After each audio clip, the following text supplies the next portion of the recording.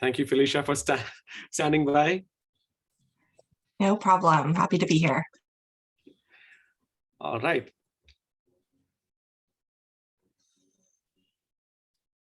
Good evening, everyone. My name is Jesslyn Vargas, and I will be your moderator today. Thank you for joining us here as GBRI and NASA proudly presents Season 2 of our climate change series titled Climate Change and You, Is It Now or Never for India? NASA, or National Association of Students in Architecture in India, doesn't need an introduction. Millions of students have gone through the NASA India experience in its rich history since the year it was born or founded in 1953. NASA is one of the largest architecture student organizations in the world, with student participants from more than 200 colleges all over India and countries around the world.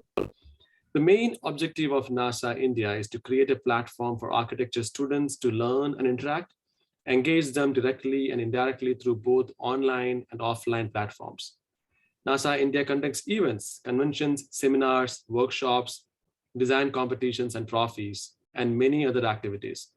One of such events, which was recently conducted in Bangalore, was the ANC, where GBRI also got to present our climate change kickoff video to more than 4,000 participants.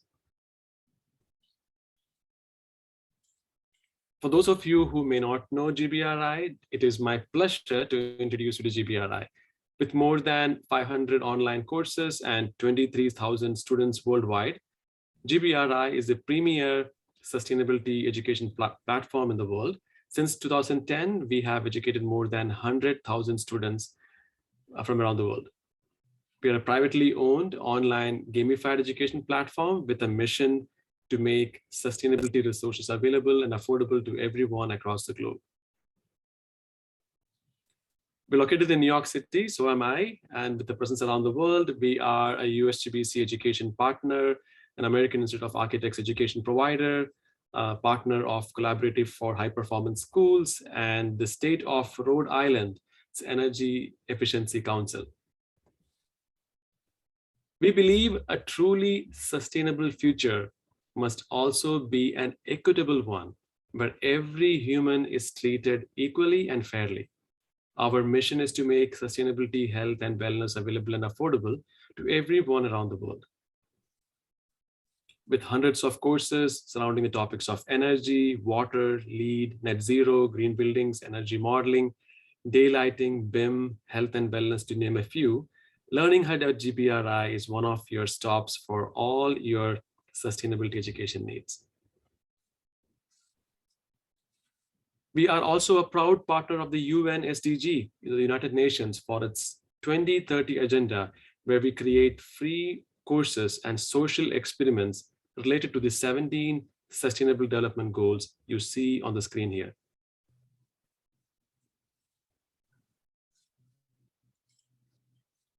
The webinar you're attending today addresses 9 of the goals you see on the screen.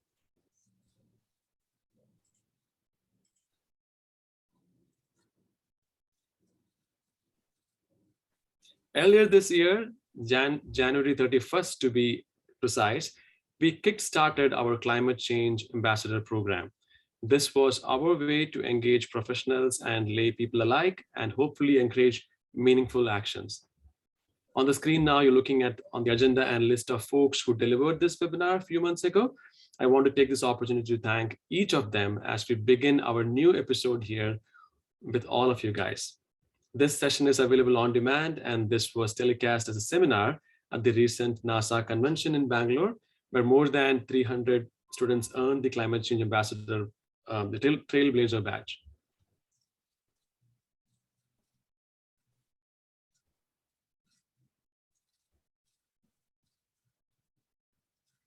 With that, let's get started. Climate change and you, is it now or never for India? We have over 1,100 registrants for the event. To make it easier for all of us, we have muted all the participants except the panelists, whom I will shortly introduce. This is an interactive event where we encourage you to ask questions via the questions window, and we will add them to a list of questions for our panelists.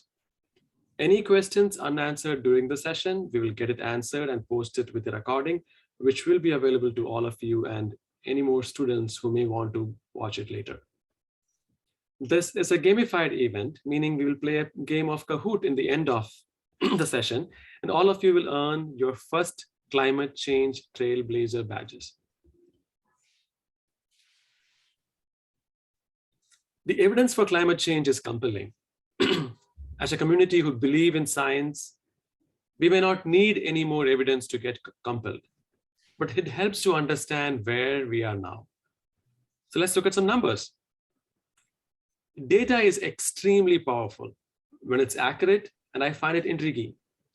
One can analyze the data, slice and dice it, and visually capture the results in meaningful ways. Data can also be misused, misplaced, and misquoted. So where are we in terms of climate change data? I'm going to share a few figures and sources. I encourage you all to check them out yourself and use it as a conversation starter. Let's look at some of the fundamental ones that relate to climate change.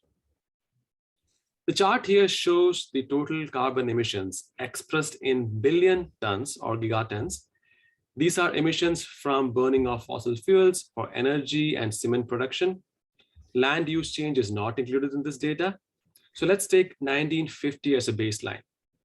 In 1950, the world emitted 6 billion tons of carbon dioxide. But when you can see a steady increase after that, in the 90s, the number went up 4 times, and now we are at 34 billion tons. That's a mind-boggling 600% increase there. As you can see here, there was an unprecedented almost 6% decline in global carbon dioxide emissions as the COVID-19 pandemic slashed energy demand. But we are back now. Let's look at the global emission numbers by China, the US, India, and the European Union. Emissions in India continue to increase, as you can see from the graph here. Just like previous years, emissions in China keep increasing. Conversely, emissions in the US decreased a bit. Finally, the emissions in the European Union, it continues to follow a downward trend with a rough 5% year-on-year decrease. Today, our activities, burning fossil fuels and clearing forest, add up about 11 billion metric tons of carbon to the atmosphere each year. What does it look like for atmospheric carbon dioxide measured in parts per million? The graph here shows the increase in carbon dioxide concentrations since 1960s. That's a 40% increase.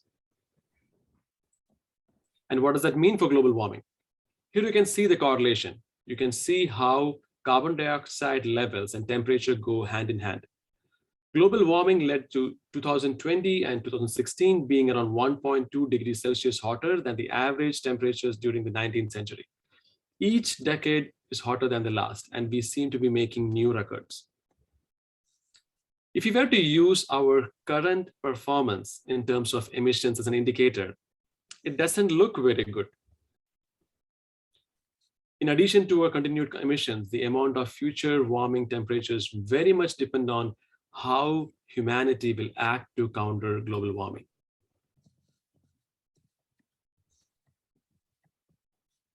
What would the world look like if we passed the crucial 1.5 degree climate threshold? In our previous session, we talked about several areas where you see the impact from climate change, such as climate change and health. We had Dr. Joan Schiller, an oncologist, educate us on climate change and the healthcare. I'm going to show 1 or 2 slides, but I strongly encourage you to watch the on-demand presentation for this one. So for this one, you can see here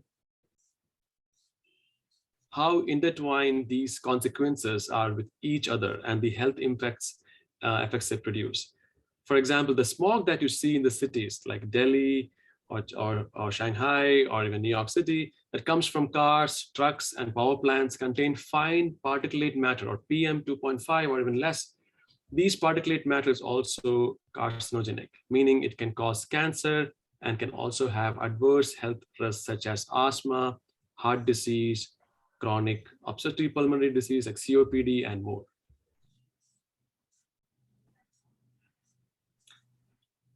We look at the impact of climate change on communities. It is extremely unfortunate, but true that certain populations get disproportionately affected by climate disasters and climate change in general.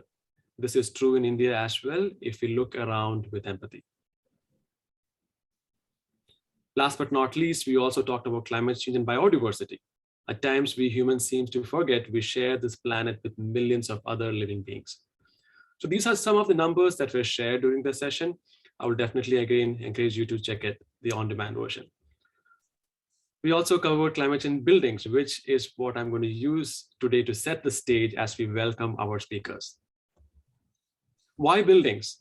A government study from 2006 showed that buildings-related construction and demolition contributed to over 160 million tons of waste annually, a majority of which ends up in landfills. Buildings and the roads that connect them equal an estimated 83,000 square kilometers of impervious surfaces that contribute to stormwater runoff. Buildings also use an estimated 72% of the energy consumed in the US, and this is no different in India as well. About 40% of total annual carbon emissions in the US came from buildings.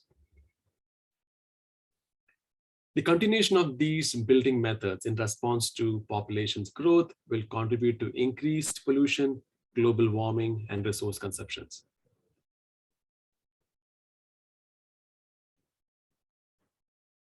As global population continues to grow, so will these statistics.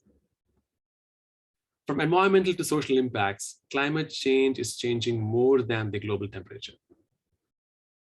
The IPCC, with scientists from 67 countries, including 9 from India, has painted a bleak picture for India, warning the country could face multiple climate change-induced disasters in the next 2 decades. While this is serious, there is so much we can do in our power to have a good impact on our planet, its flora and fauna, and the life that surrounds us. While we won't be able to fully reverse the impacts of climate change, we can guide our design and construction teams on climate adaptive strategies, whether you are constructing a new building or updating an existing one. I am extremely excited to have 3 eminent speakers for today from whom we can all learn and be inspired. Our first speaker is architect Chitra Bishonath, who all of you may already know as an architect, teacher, a mentor, and a friend of the environment. She is the principal architect and MD of the Bangalore-based firm Biome Environmental Solutions. She is one of the few practicing architects who also has a background in civil engineering. From residential to commercial developments, her firm has designed hundreds of projects embracing ecological principles. It is my pleasure to welcome her to GBRI's climate change event, co-organized by NASA. Welcome to our show, Chitra ma'am. Thank you, Jocelyn. So I have a set of questions here, ma'am. So I'm going to start with a few. And I also encourage the audience to add their questions, and then we can add them either towards the end of today's session or during the session, while I have you here itself. So number one is, having worked on several projects focused on ecology, architecture, and water, I'm curious to hear your thoughts on why does climate change matter in the field of architecture, and is climate change reshaping architecture, especially for India? Yeah, so remember, you started with giving a global perspective. Now let's see this in terms of Stephen Covey's circles. Yeah? Yours was the circle of concern.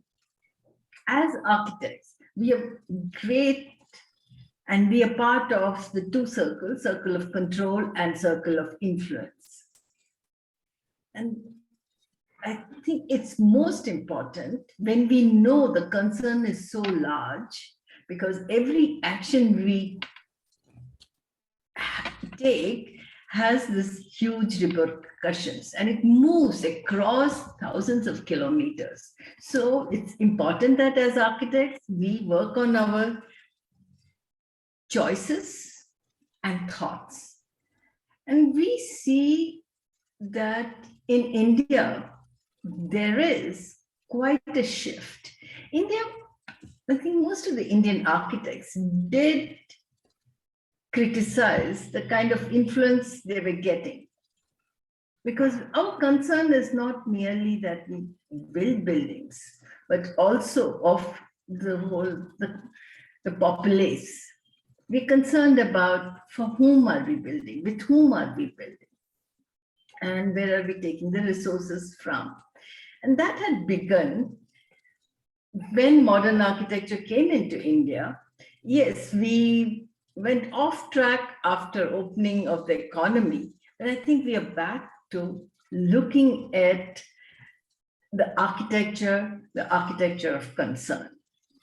So yes, it's very important for India. And if India doesn't show the path, I don't think any other country per se can show, because this is a country with 5 agroclimatic zones. So it's within a country, you could showcase all the possibilities and of various scales and budgets, which is not possible in, I don't think, in any other country per se. Very true. Very true. Thank you, ma'am. I hope the Indian subcontinent continues to inspire not just the people in India, but around us. Yeah, because you see, Asia is the continent which would suffer and which is also creating now the future global emissions. So we have to create solutions here and now. In your opinion, ma'am, what are the possibilities for the Indian architecture community to combat climate change? I'm also curious to find out if there is a formal commitment or agreement or pledge similar to the AIA, the American Institute of Architects. We have something like 2030 commitment. So I'm curious whether IIA or is there any other formal commitment that architects have made towards emissions? Yeah, IIA has set out a declaration. It did this year. It has put up this declaration on that it would work towards climate designing, understanding the impacts of it and various other issues, and also teach more on climate change. I have it here with me, I can read them, but that has happened.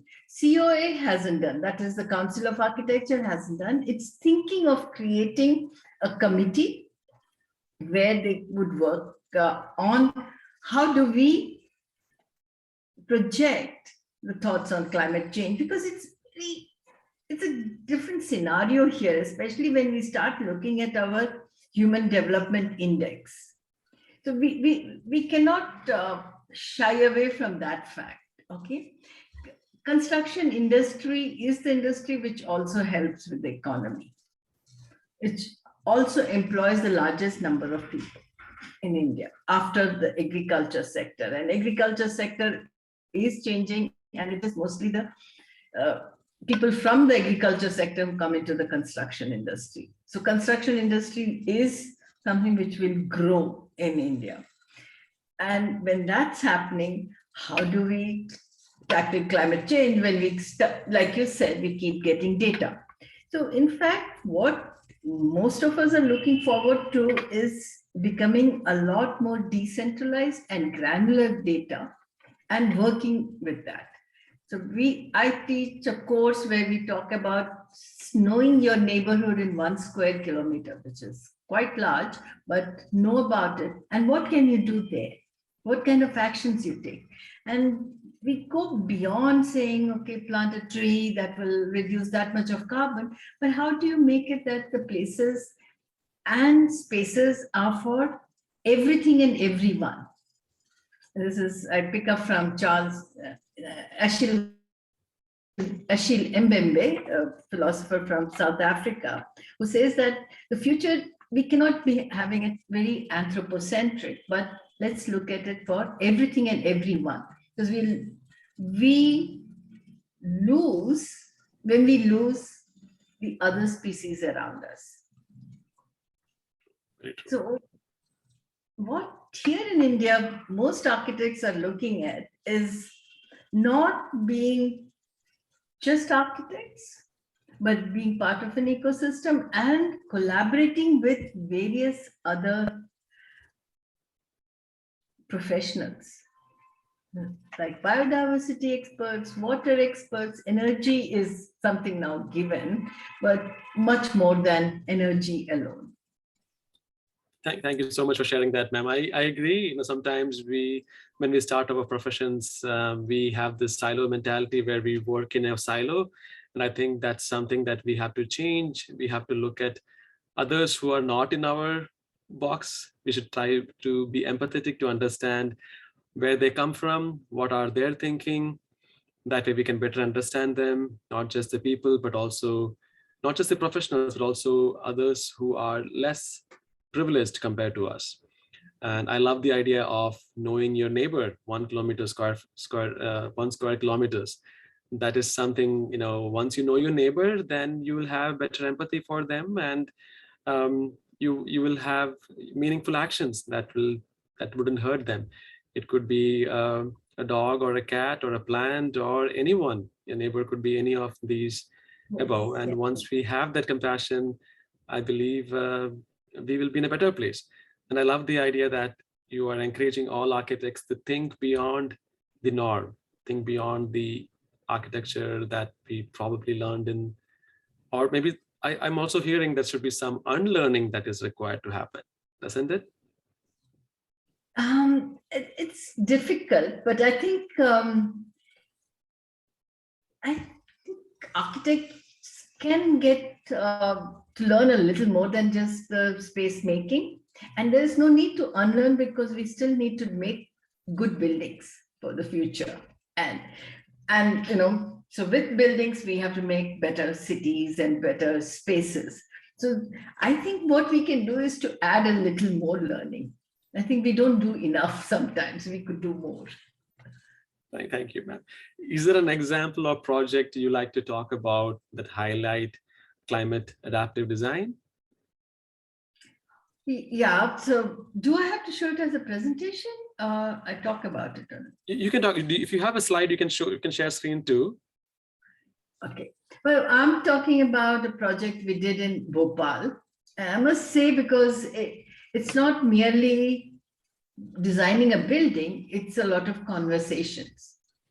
Now, people come to us because they see us building with earth, and they expect that the building with earth can happen anywhere. So then what all do we have to know when we move away, especially when we're practicing in Bangalore, which has this wonderful weather, so you don't have to really worry much about not climate adaptive, but in terms of climatic conditions, so much in terms of design. But you have to move to a place called Bhopal, which is in the composite climate range. And there, what happens is that you're given a site, but the site keeps getting reduced because somebody has encroached or certain other things happen, a road would come and stuff, and we had a much thinner building than what we started with. So how do you now design for a certain climate, which would go up to 45 degrees in summer, go down to 8 degrees in winter, and it rains like about 2,000 in the monsoons, and the kind of soil you get. So it's a negotiation, it's a conversation. So you design it north-south as is expected, and then you design internally how you get light and ventilation. But now you have a corner which is in the northwest, which is basically north, west, and south. And that's where invariably, due to the site conditions, you have to place a lot of paper. You have to store a lot of paper. And you're worried. If you place there, it gets to be very hot in that corner. How do you shade that corner? Comes up as one of the design challenges. But at the same time, you're in this new city, you walk around the city and you hear somebody telling you that there are a lot of louvers available, which are with the what we call as kabadi walas, the rag pickers, but these are very organized spaces where you can buy waste material.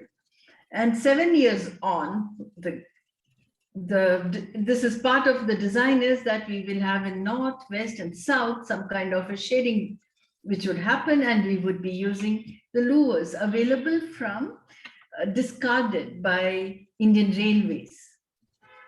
And they have these louvers which come down if it's raining, and they discarded it if it's broken or something, so we'll use that.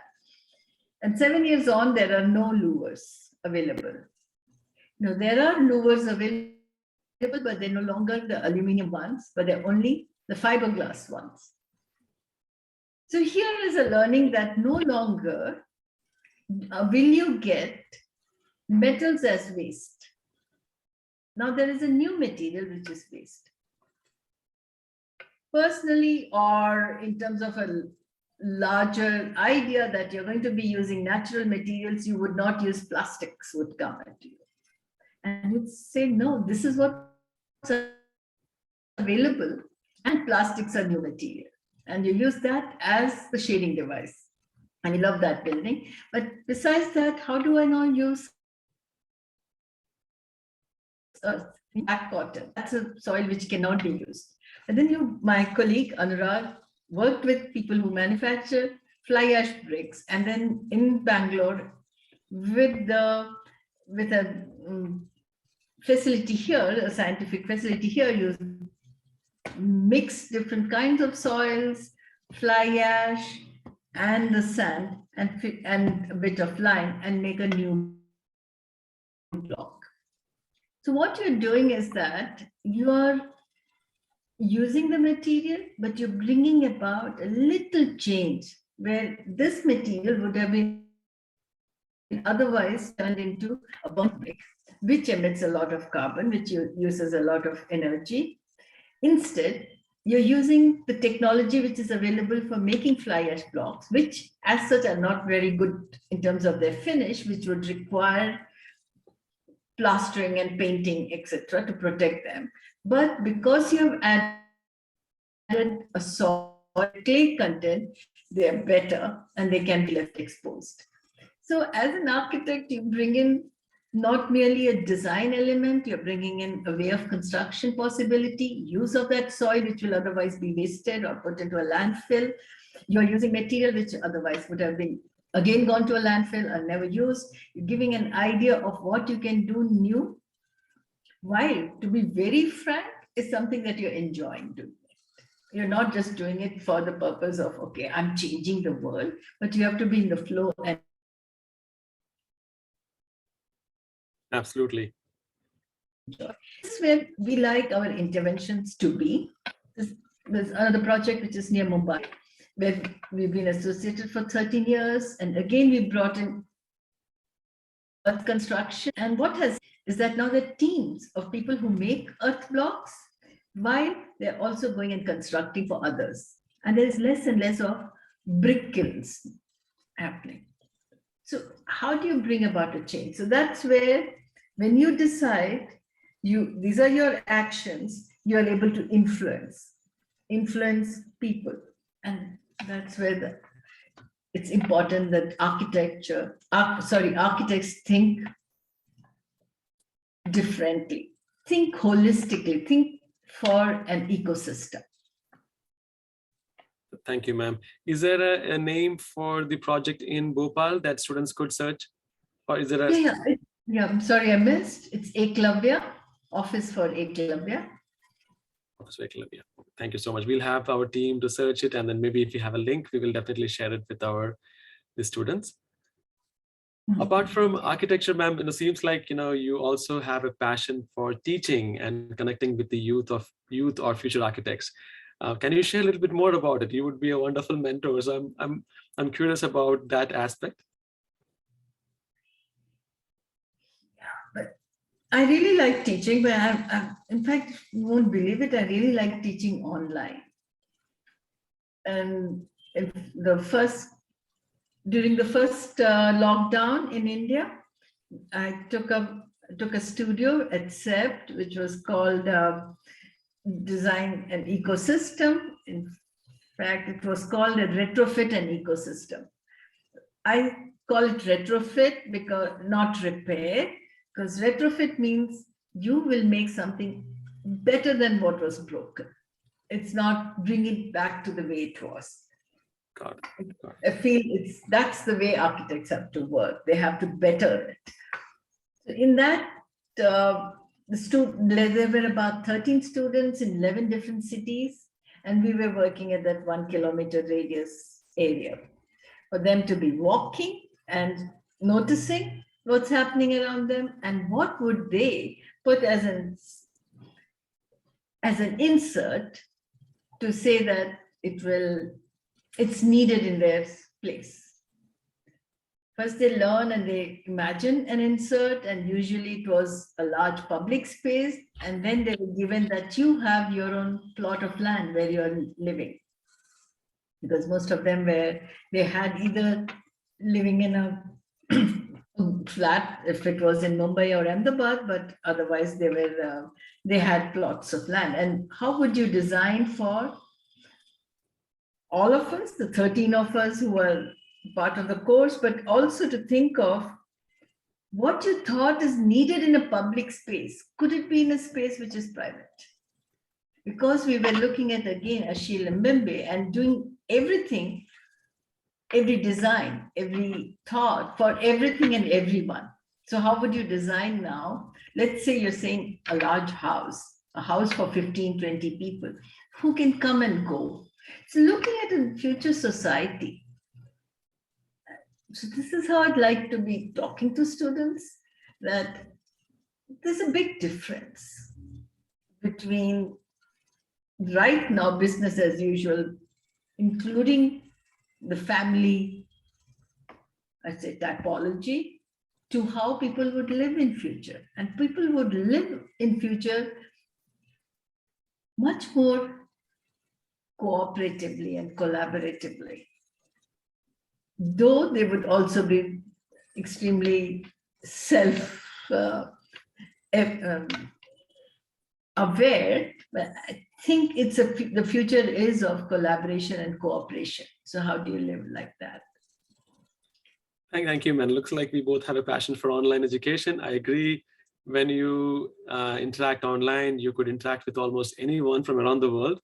So that definitely you don't have to be confined to a classroom of students to a particular area. You can talk to someone from Kashmir and someone from Kerala, or someone from Bombay, or someone from the Northeast part of India. So that's fascinating. So on those lines, moving forward as a profession, what is one thing you would advise young architects who have gathered here, who are entering this space? Yeah, that's a good question. And I think it's important. I talk from my experience, and I would say that be part of the flow. And I must say, you will get frustrated. You'll feel that, oh, somebody is earning more than I'm doing, and I'm doing a lot more work. But if you're enjoying your stuff, architects have a long shelf life and also a really interesting life. I think every bit you do makes a change in the people. You bring about a change in people by the spaces you make, by the thoughts you leave behind. And that's extremely satisfying. I don't think you should be worried about or going for large projects alone. Just do every little project the best you can. So I must give you an example. I designed for a lawyer a really small unit. He had to change a few changes in the house. So what we did was, there was a toilet, we changed it into a kitchen, a very nice kitchen, I must tell you that. And it wasn't easy. Can you imagine a dark, lousy toilet turned into a nice kitchen? And so this was the driver's toilet, and there was a parking which we turned into a nice dining with a garden, because it was really large parking. So imagine that, and you just did it for the fun of it. You, in fact, also argued, they changed the tile I had selected to something else, and you argued back, got things done. And he never thought, he didn't really think anything more than that, oh, I'm happy I was able to influence him. And he listened to me, and he did. And then one of his clients goes to him and says, I have to do this project. I have a large clubhouse to be designed. And the client was going to one of the top architects in Bangalore. And this was in 1996, 97. And the architect, the lawyer for whom I designed in 94 or 93 sometime, said, why are you going to a big architect? Go to a small architect, go to Chitra, just see what they do. And they came, they liked what we speak about, and we designed. And we suddenly, so the client for whom we probably did about 200 square feet of construction or design, not even 200, but okay, let's say 200. We got a project which was 20,000 square feet. So just put in every effort, even if it's to design a toilet. After all that, please be humble, especially as an architect, because don't believe in Ayn Rand's fountainhead, but go with what, be a general physician rather than a surgeon, the way Christopher Alexander says, but be extremely humble and prepare yourself a team, and also be ready to be part of a team. And be part of a team in the sense that while you're ready to take the accolades, prepare yourself to take also the, what you call, brickbats, which will come to, but that makes you harder. And you feel much more better because you have a team with you. You look after them, you work with them. So that's what I would like most architects to be, and change their attitude from being this diva culture to be part of a team. Thank you so much for sharing that. I guess it's not just for the students. Some of us could also use it. Humility is something that can go a long way. And I'm also glad to hear that you were able to convince a lawyer. That's something, it's hard sometimes to convince a lawyer. I'm assuming that you have nice persuasive skills. That's something which could also be utilized for upcoming architecture students. And I also love the fact that there's a quote that comes to my mind. When the world breaks you in multiple places, it'll also make you stronger in those places. I believe it's from Ernest Hemingway. So just like how you said, you should be used to accolades and also brickbats that will make you stronger. And when you get more accolades, try to be more humble. That way you will get more and more. Let good thoughts come from all sides. Yeah, you put it very well. Yeah. Thank you so much, ma'am. I am going to go to the next speaker now. I hope you'll stand by and we'll get more questions. Sure, I'll be here. Thank you so much.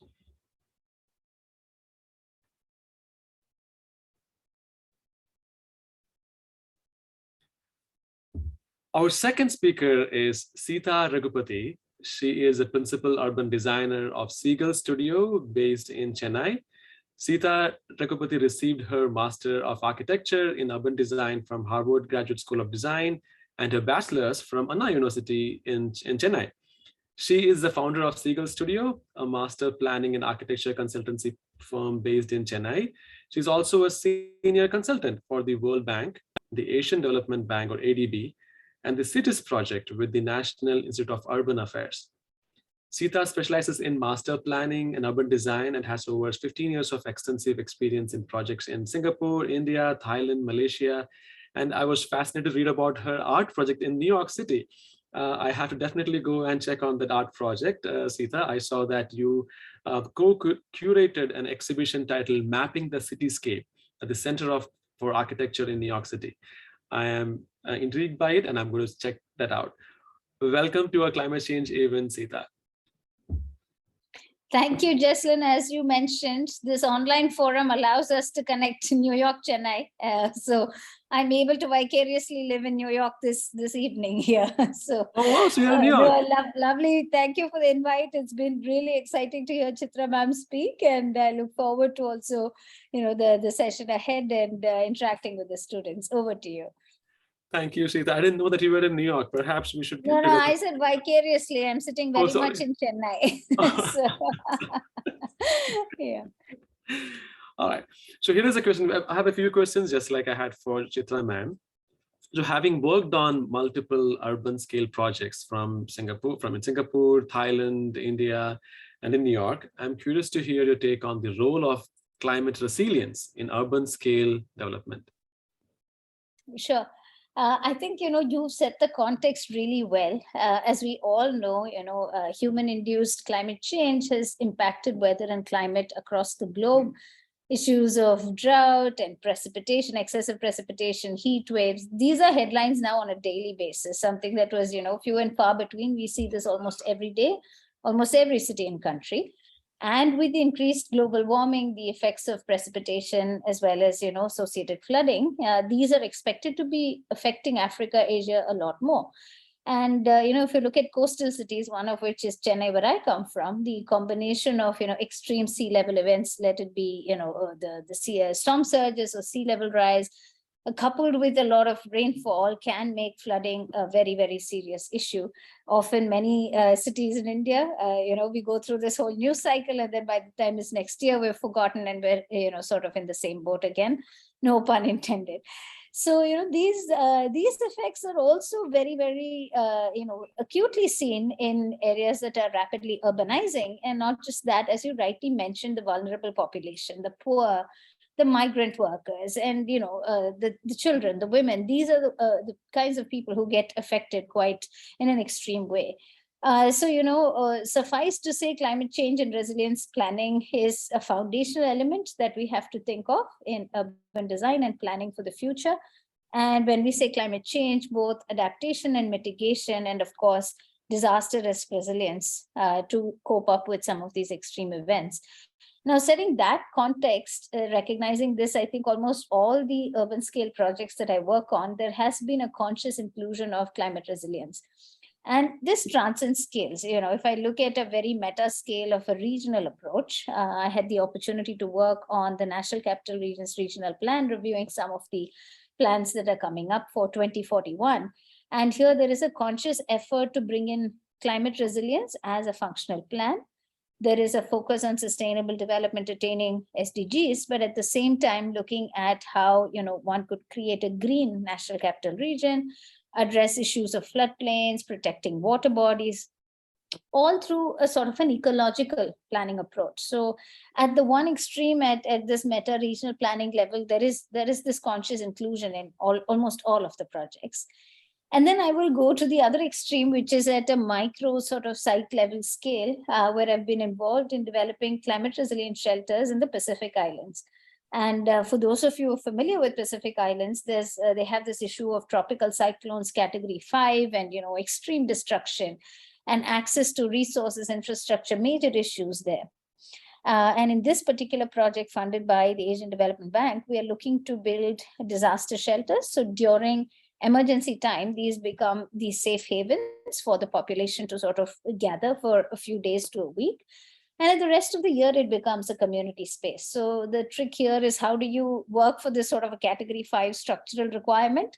At the same time, don't make this sort of a dingy dungeon and make it more of a lively space that can host community activities and so on. So that is at the sort of a very building micro level. So across scales, I think, I've seen this interest really pick up. And, I guess, it's more pertinent than ever. And it's really exciting that we are discussing that at today's forum. So yes, I think in short, that would be the answer on multiple scales of projects. Yeah. Thank you for elaborating, Sita. On something that Chitra ma'am also mentioned, I am curious, if you have a project that demonstrates some of the elements you just covered, integrating climate resilience in urban design in the Indian context, and also I am fascinated by the know your neighbor in 1 kilometer, square kilometers. I'm curious to see if you have a project that has embraced some of this.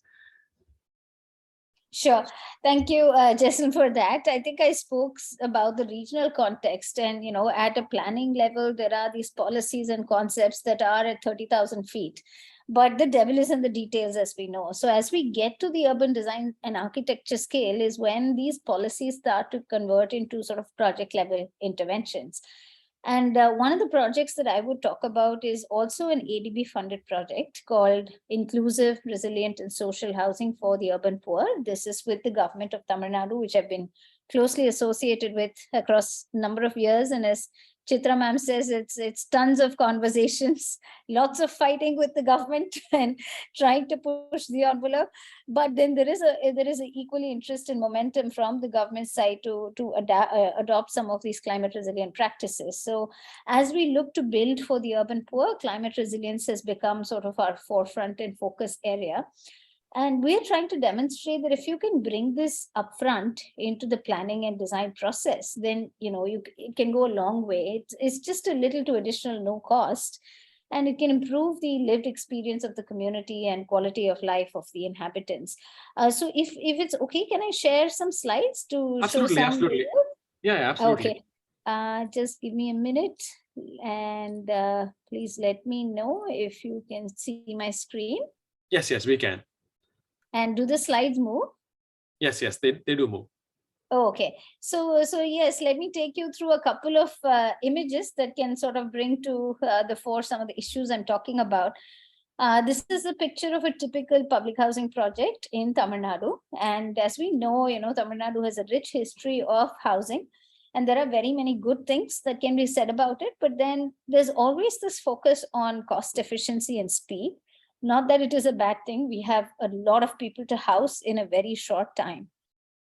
But then a very engineering driven approach typically has resulted in this sort of repetitive block designs, suboptimal living conditions. As you can see, it's more of the Russian style blocks. You develop a design for one and then sort of paste it over the entire site.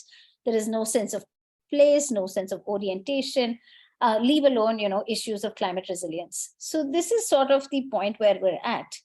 And through the project, what we are trying to do is take some sample sub-projects. And this is a beautiful site that we had the opportunity to work on in Dindigul district, for those of you who are familiar with Tamil Nadu. And as you can see, lush green vegetation, really interesting context to work with these small temples. And at the same time, the city and town is sort of gearing up for a lot of development. And you can see, the neighboring buildings that are coming up. So this was a greenfield site with multiple surrounding context considerations. So how do we take status quo and really sort of demonstrate where we can be if we put in concerted effort and focus on climate resilience? But when I say climate resilience, I also want to clarify, often, that becomes, again, one of the other things to think about, but it has to be an integral part of the urban design framework. In the interest of time, I don't think I'll be actually able to explain this design, but as you can see, it's a large site, and the core idea of the urban design was to rebuild communities and reboot a sense of ownership. Oftentimes, the vulnerable populations are relocated to new greenfield sites that are far away from their current places of livelihood. We're taking every effort to ensure, they have livelihood opportunities in the new location, but at the same time, they're leaving behind a life and they have to embrace this new reality. So how do you reunite some of those community ties that might be broken due to this process of, moving from one place to another? And at the same time, as you come to this new site, how do you reconnect with nature, especially, outside of Chennai? You see a lot of the buildings and the people are very connected to nature. And how do we ensure that can still remain in some of these large greenfield developments? And healthy lifestyle practices. I think post-COVID has taught us the importance of this. And at the same time, point of redeeming natural resources. So these were some of the urban design components that we wanted to bring in. And we said, yes, so far we've been doing business as usual. How about we actually demonstrate through this project that even the public housing projects can look at certification. Now, certification is not seen as the be-all, end-all. But as you rightly said, Jesslyn, the data is very powerful. And if we're able to say that, we're able to achieve this, along the way, we have to adopt a number of good practices that some of these certifications offer us.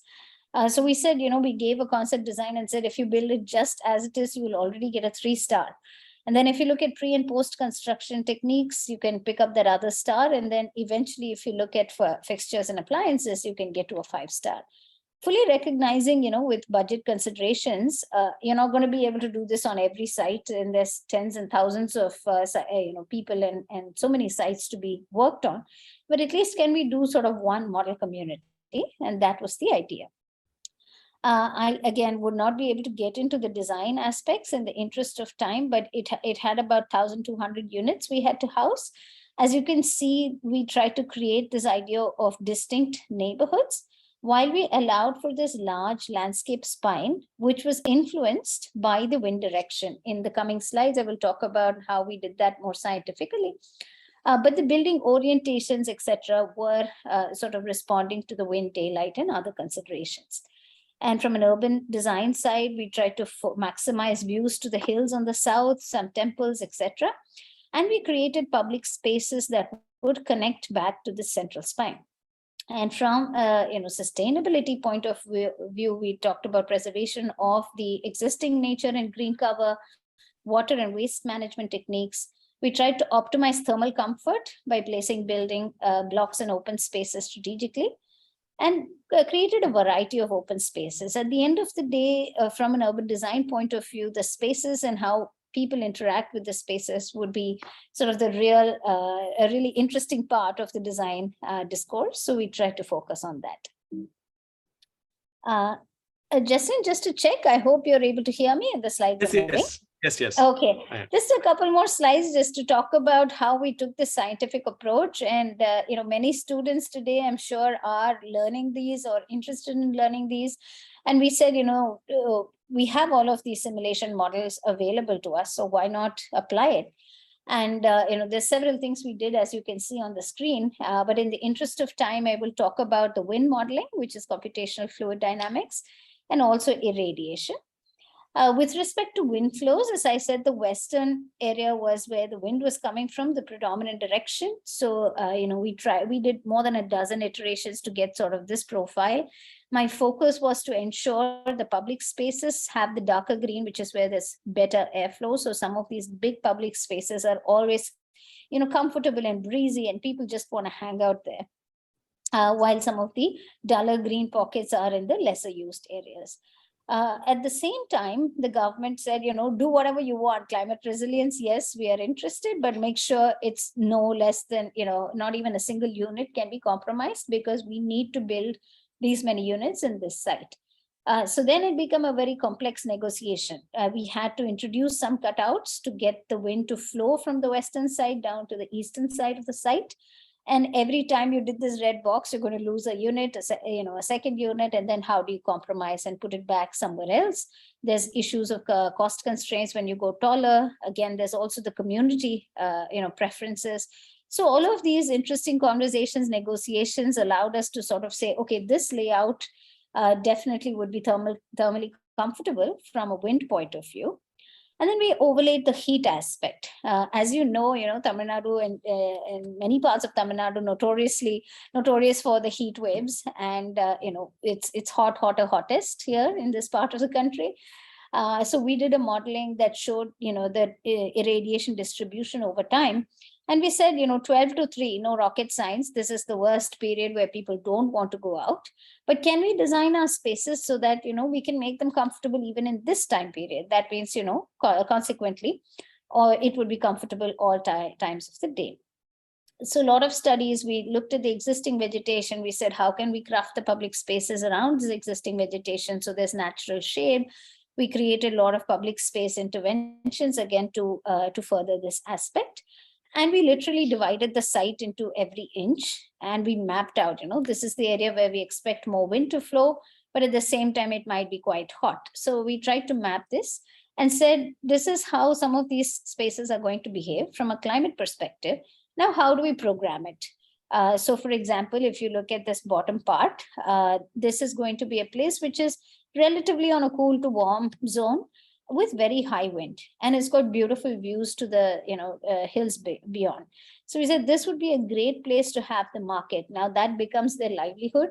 That's a place where people often congregate. Women folk love to hang out after they send the kids to school. So this becomes sort of a hub of activity, and it's very comfortable because we have excellent wind flows in that space. So likewise, every square inch of the public space was thought through using some of this cutting edge technology.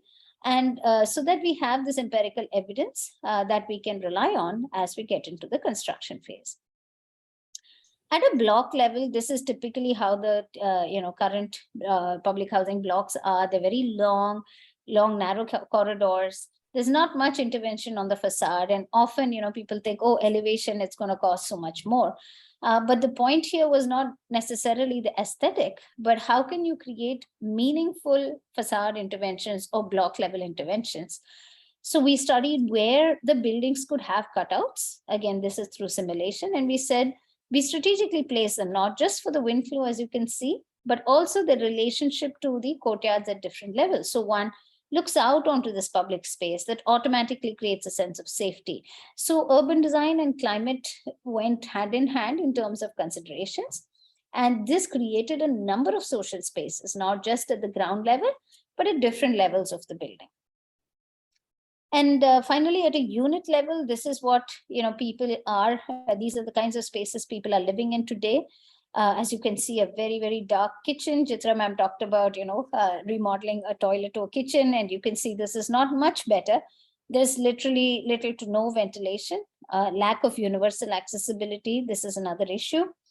And unsanitary living conditions where, your toilet, your vessels washing, your clothes washing, all of this in this sort of 1 to 2 square meter area makes it quite unsanitary. And this is the condition that people are living in largely in many of the developments today.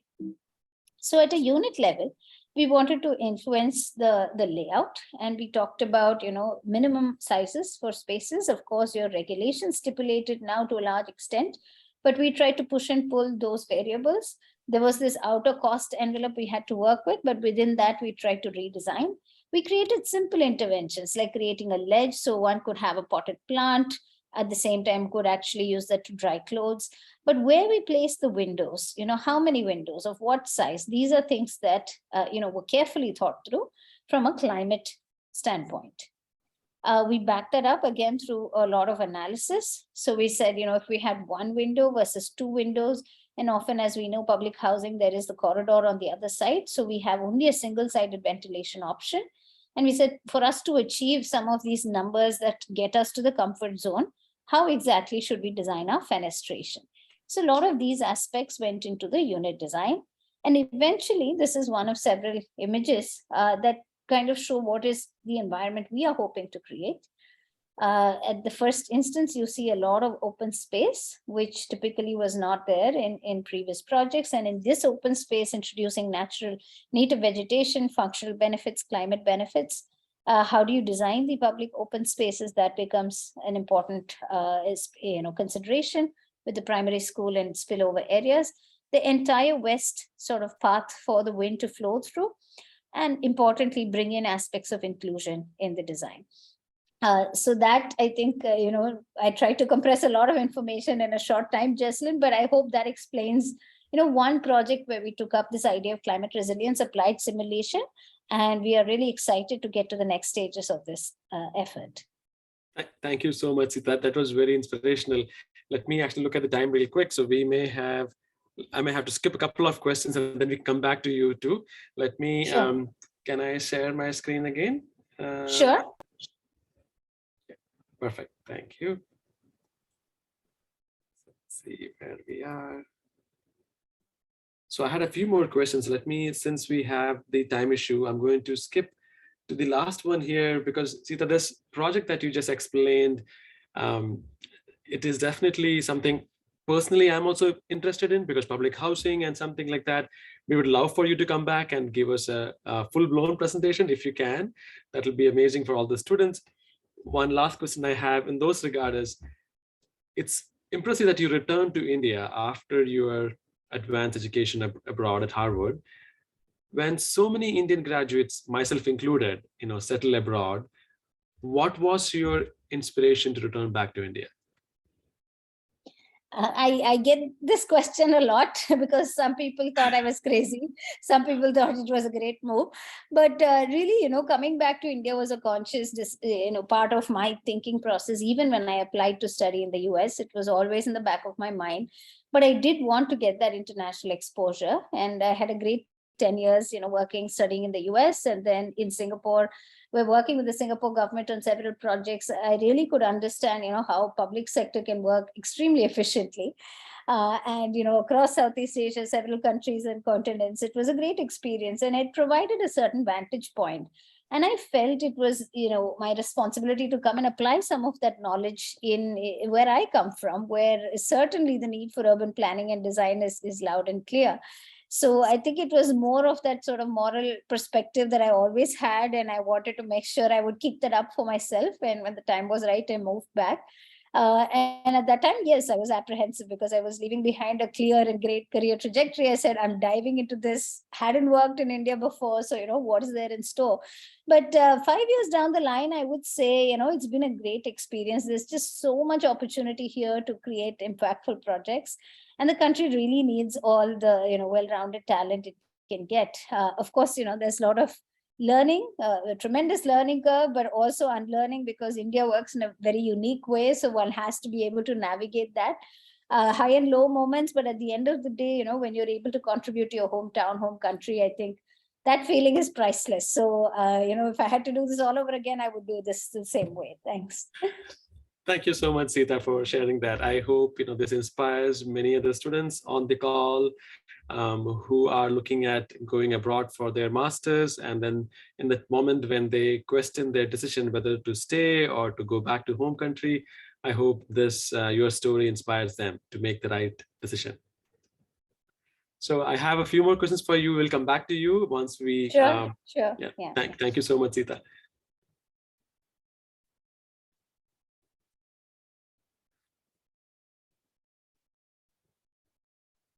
All right, so our third speaker is Dr. Purva Ujjwal Keskar, who is an architect, environment designer, quality manager, educator, and author of numerous articles, and an HOD for Big School of Architecture. That's how I met Purva ma'am.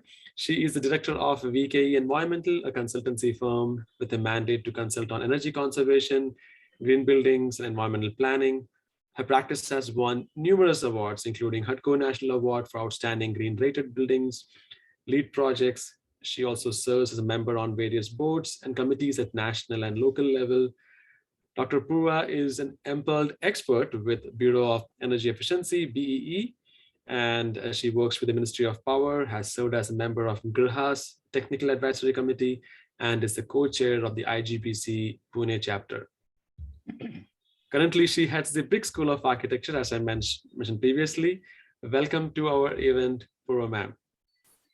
Thank you, Jessalyn. Thanks a lot. We have talked extensively in the past about how you strive to bring in your personal practice, your professional practice into academia, and how you encourage your students to be in touch with what's happening outside in the world with respect to climate change. In fact, I had the privilege of working with a couple of your mentees, Divya and Vinita, who you have coached, and they also returned from abroad. So can you share a couple of examples on how your students welcome this approach and any takeaways from it? Yeah, so it's really a pleasure to be a part of this panel discussion because my earlier speakers made my life a little easier because they raised some issues which are typically close to my heart as well. And, thanks to Sita because she showed some work which probably I would have loved to show. The thing is, when Jessalyn mentioned that there is no presentation, you will just have to speak. Generally, as an architect, you need to show pictures to communicate and express yourself. But right now here I am just, talking to all of you, and life is much made simpler for me because of Sita's presentation.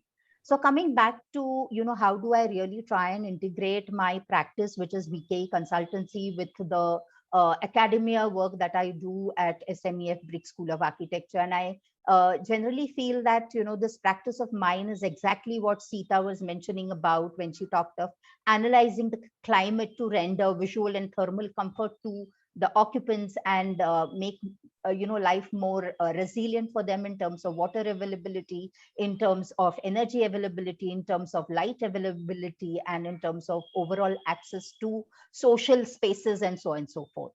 And that is when I realized that, this field needs a lot of research to be done, because it is a very nascent kind of a field which was introduced in India way back in 2005, when a few professionals started working in this area and hardly found any work, because architects never believed in analyzing their own designs and coming out with a best alternative approach. One really the architects relied on their conceptual understanding and subjective kind of ways they would like to contribute to the project. But as time progressed, one started realizing that one needs to quantify to understand the benefits of a decision that the architect is taking in terms of contributing or mitigating the climate change, which is right at our doorstep. So when I'm talking to you outside in Pune, we have rains, really, it's raining cats and dogs, and we have our political leaders talking about, putting in messages saying that, help each other, and climate change is there and we really need to think about it. However, these same people are not very proactive in terms of taking decision when it comes to urban planning, when it comes to housing development, and so on and so forth. So this question that came to my mind is something which helped me sow the seed of inquiry into the student's mind, is what is the purpose of architecture? And we started discussing with each other, because these are the things beyond the syllabus. And these are the things which probably sensitize students, like we started talking about whom are we really designing for? Are we designing for the developers? Are we designing so that they, they have profitable projects, or are there clients beyond the explicit? So who are the clients then? Can the community be a client? Can the environment be a client? And do we need to design for these clients who are not very explicit in front of us? And these questions started getting me closer to my students, because as you know, me being a principal, find very less time to take syllabus related teaching initiatives with the students. So these kinds of beyond the syllabus discussions is what brought me closer to my students. And as Jesslyn mentioned, I was being helped by Divya and Vinita all the time to connect to the students, because with the student community, you need to do a great follow-up. So when we started talking about things, we realized that India is among the countries most vulnerable to climate change. It has one of the highest densities of economic activity in the world, and very large number of poor people who rely on these natural resource base for their livelihoods. And generally it is said, the report says that pressure on India's water, air, soil, and forest is expected to become the highest in the world. So when we started discussing this, we felt that we need to do one conference, try and understand what's happening around the globe. With the COVID striking us, we realized that we could really interact across seas, like we were a big melted ball of, heat. This earth, we are coming together, the boundaries are getting blurred, we are able to communicate in a second across seas with this online kind of in way. We are losing our identity, are we? And what is it that is going to be the future if we lose our identity? So we had this international conference by the college called Blurred Boundaries in Search of Identity. And it talked about, this feeling of identity, which gave you a feeling of responsibility. And if you are not responsible, if you don't have an identity, you don't have an ownership. And if you don't have an ownership, you don't have an identity. And this ownership would, if you don't have an ownership, you're not going to care for the resources which we feel are one. So this gave us an idea for this conference, where we had various themes like, space as an expression of democracy, architecture and local community, resilience in the era of change, heritage as an anchor, identity and sustainability. So these issues started connecting us, and then we realized that we have to think at a much macro level. At the same time, we need to also talk about how technology is going to help us address these issues. So there was technology, and sustainability was one of the threads that we were discussing, and we realized that we cannot remove the very objective things away from the subjective. The objective and subjective have to come together. The intangible and tangible have to come together, and that is where we started talking to the United States Green Building Council, and we said that we want to do a life project. And this life project could be possible because I was already into practice, interacting with different developers and building facilitators and so on and so forth. So we started this lead lab, and we took a few of our students, and we analyzed how the building is functioning in terms of its resource consumption, in terms of what kind of indoor environment quality is it offering. So we looked at Thermax building in Pune, and we did an exercise where we started analyzing the indoor environment and the resource consumption. I think that was the first time when the students got excited, because now they were on site on a live project, interacting with the architect, interacting with the occupants, interacting with the people who manage the buildings, because we all know that as architects, we are responsible for creating a building. And then, it's like a child, that you give birth to a child and then groom him for a certain period of time, after which the child has his own identity, and he behaves, or the life goes on in the way he wants to lead his life. So similarly, the buildings, after the architect gets out of the project, the building starts getting operated and used. And that is where I think the architecture, has to contribute and think on how the building is really going to get operated, and whether these operational things are going to affect the climate change. So these were the things that we were talking to students. And I think this was a touch point where my practice really integrated with my academics. Thank you so much, ma'am. I completely agree that, when you start, I like the example of giving birth to a child, and, the child grows up into a man or a woman, and they take their own course. But of course, it'll be helpful to check on them in between to make sure they're on the right path. So especially with architecture, if architects continue to interact with the end users, then they'll get almost like a feedback loop, which they could use for their next project. On those same lines, I also wanted to ask you about, because it seems like Brick School of Architecture is very progressive with all the approaches they have been following, especially the conference themes around surrounding social impact, surrounding social identity. I also want to recognize Brick School of Architecture for being one of the pioneers in getting GBRI's climate change program and our courses on campus. Are they able to get credits for these as elective? And what are your takeaways from so far working with the courses? Yeah, so I must really thank you, Jesslyn, for meeting me, because that is a time when we started discussing about GBRI and the courses that it would offer to the students. And as you know, when we were doing this conference, we collaborated with the Thomas Jefferson University in Philadelphia with the master's course, where the master course was trying to deal with the concern of climate change and buildings. And that is where we had a problem at our school, that my fourth year students were going to embark on their housing design.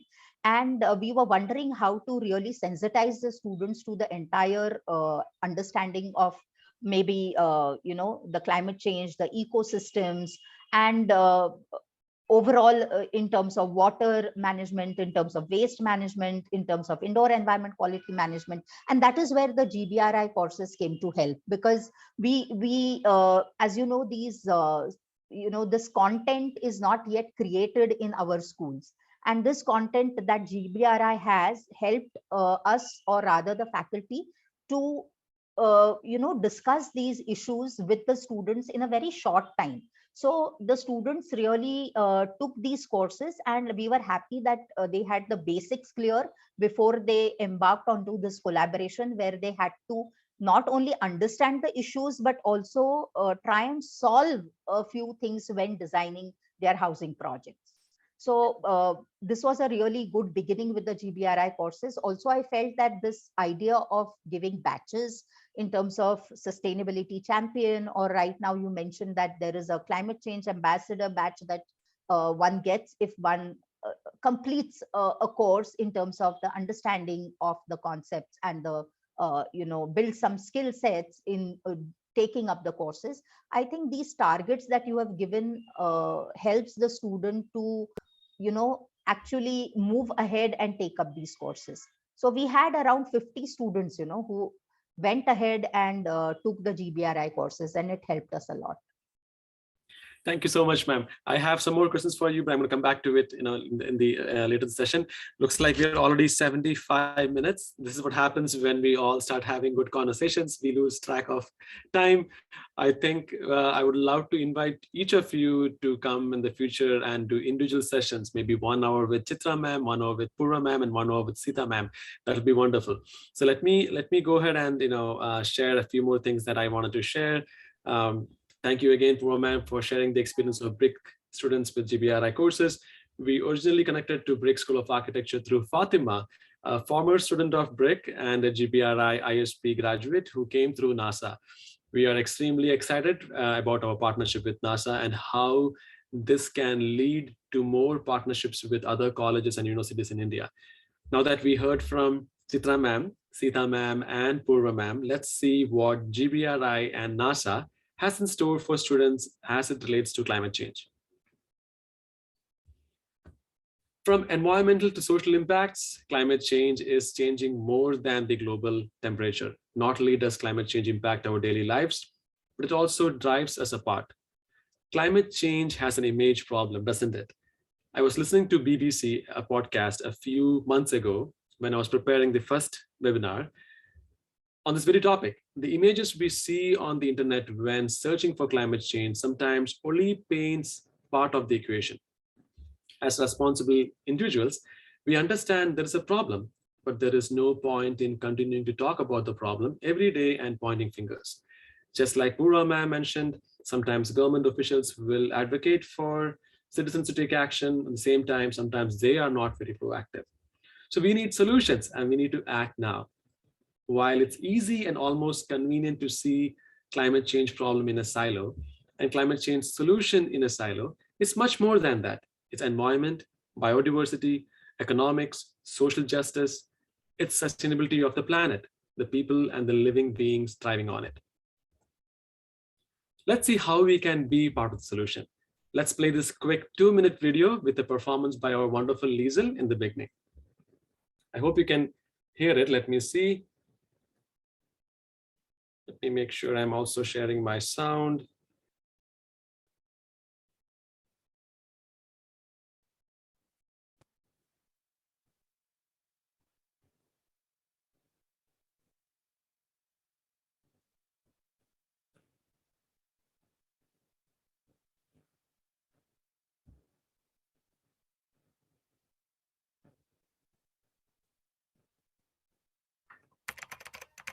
Can you hear the clicking? Yes.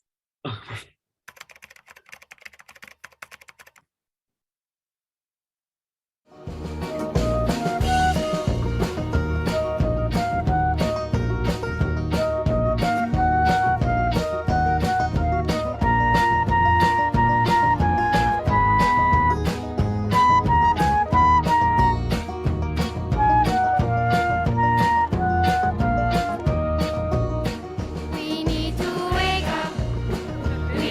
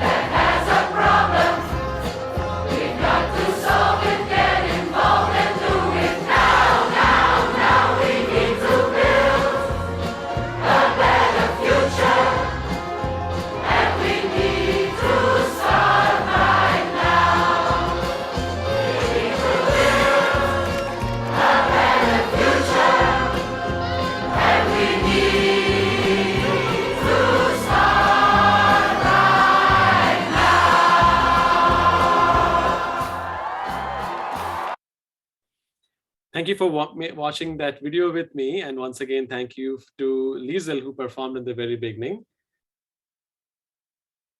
So our actions have far-reaching implications. In 2020, we had Dr. Schiller and Craig Schiller join us for a session on climate change and health in the middle of the pandemic. And this is when we started looking at climate change as an opportunity to educate and empower individuals and organizations. In the same year, GBRI and NASA signed an MOU to bring sustainability education to students in India, acknowledging the problem, being aware of it, educating ourselves on the opportunities and solutions, and being mindful of our actions is where GBRI and NASA partnership is headed. So what does this partnership mean to you as students and architecture professionals?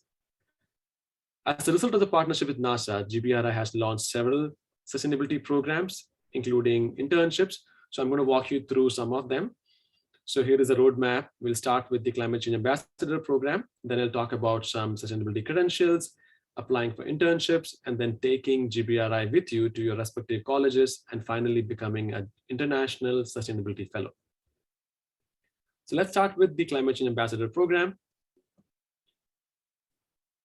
So what is the program? The program is a collection of courses and articles and meaningful exercises. It talks about not just climate change from a surface level. It talks about how governments can participate. It talks about climate justice. We talk about technologies like capturing carbon from the air. We talk about revolutionary outcomes of COP. We talk about our food habits. How can we change our food habits? We talk about oceans. Can we change our food habit with respect to the intake of fish? We talk about impact investing, talk about existing buildings. We also talk about minimalism. Is it the right thing for you? And tiny homes. So this is not basically a series of courses where we tell you what is the right thing or wrong thing. Just talk about what are the facts out there, what are the things out there, and we will make you be the decision maker. In other words, just like Purva ma'am said, it sets you a good foundation so that you can continue to have conversation with your faculty members and others in your school.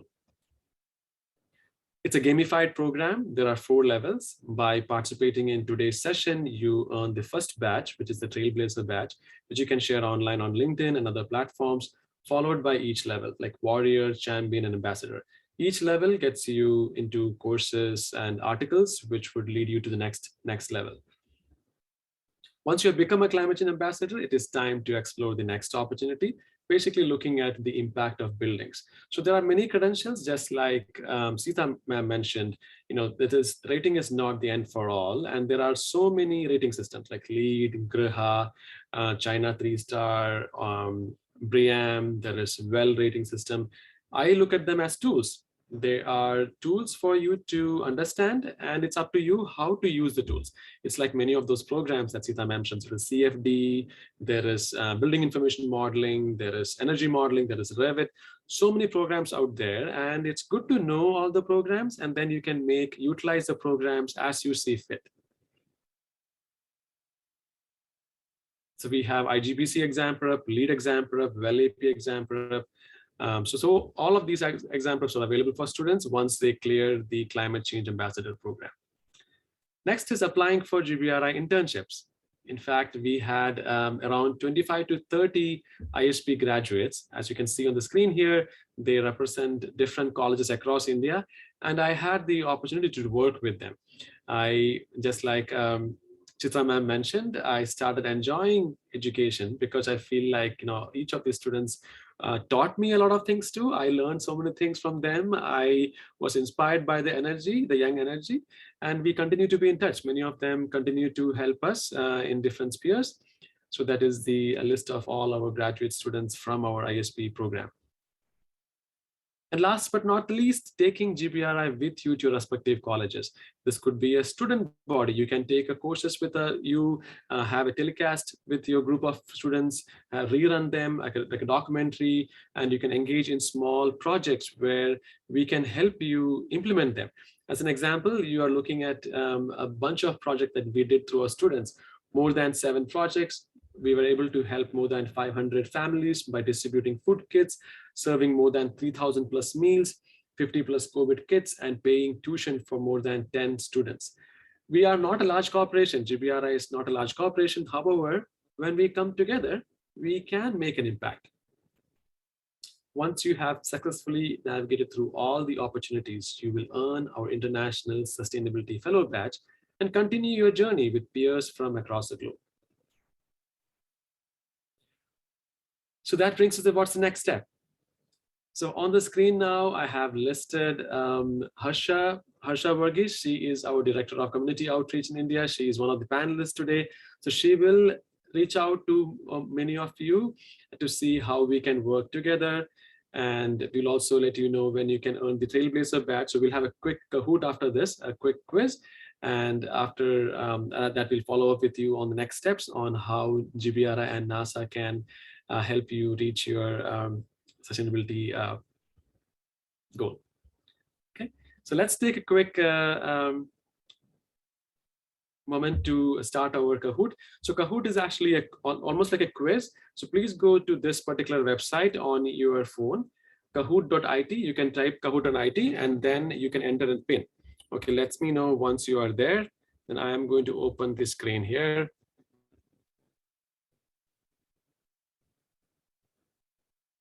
So I may need some help from Felicia or Lakshmi to let me know whether it is, you can see it. Can you see my screen with Kahoot or no? Yeah, just, yeah. Perfect, perfect. So once you go to kahoot.it, please enter this particular pin that you see on the screen. It's 8614082.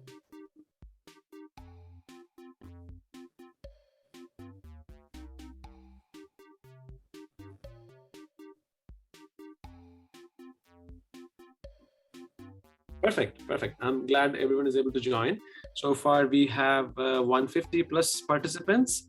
We will give a minute for everyone to join. Panelists, you can also join. It's just a fun quiz to test on some of the fundamental climate change things we talked about today. Nice, we have 47 so far, very good. 53, the numbers are going up. Can you all hear the music also in the background? Yeah, just, yeah. Perfect. Thank you, Lakshmi. I want to be mindful of the time. Okay, 1 second. All right, so let's get started, and others can join as we progress this. It's going to take roughly like 5 minutes, and after that, we'll open up the floor for questions. So first is a practice question, just to make sure that you are able to follow this through. So use your phone to answer it.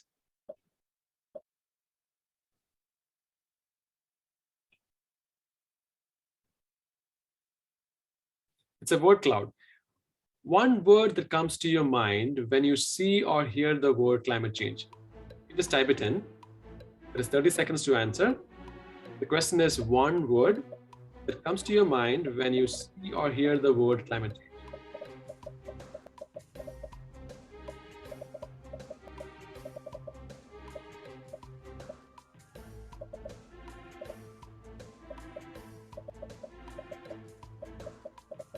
We have 70 responses.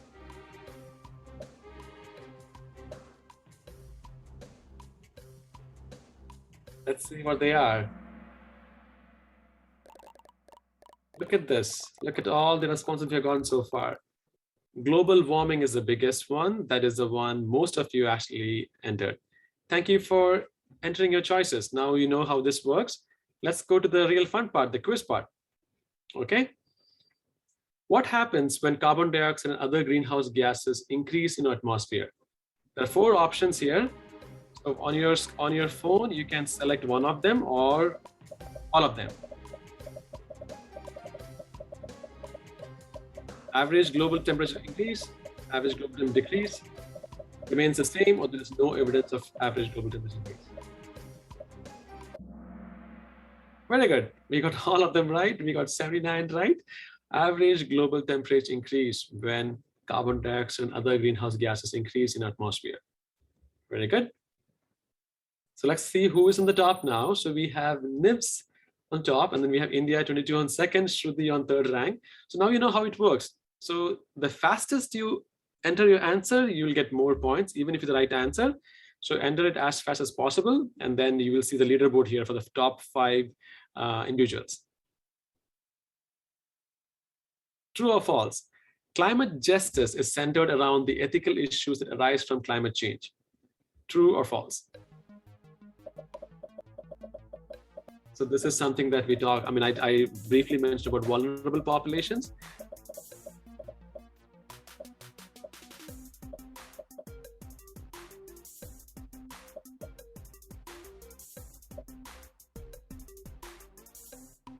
And the answer is true. 68 made it right. Climate justice is centered around the topic, and NIFS is keeping the edge. And we have Dan and Roop. I'm assuming it is Rupa, and Dan could be Daniel. NIFS, I'm not sure what NIFS stand for, but I'm sure. And then we have up to 29 places. Amna is the highest climber. Wow. True or false? Vulnerable populations are usually the hardest hit by climate disasters. True or false?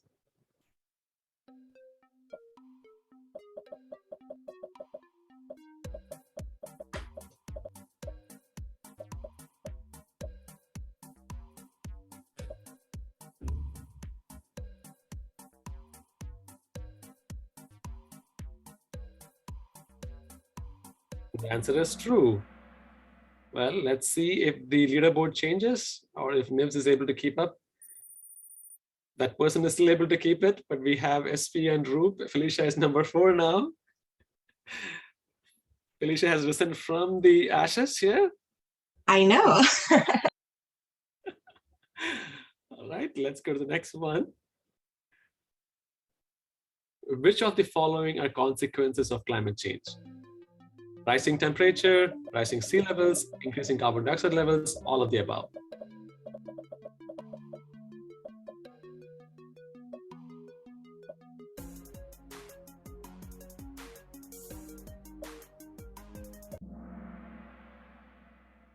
All of the above is the answer. And let's see. We are still able to have this person maintain the lead. And then we have Roop and Felicia in India and SV in the top 5.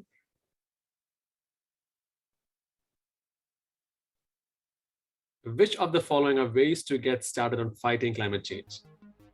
Educating ourselves, engaging in meaningful actions, joining a climate action group, or all of the above?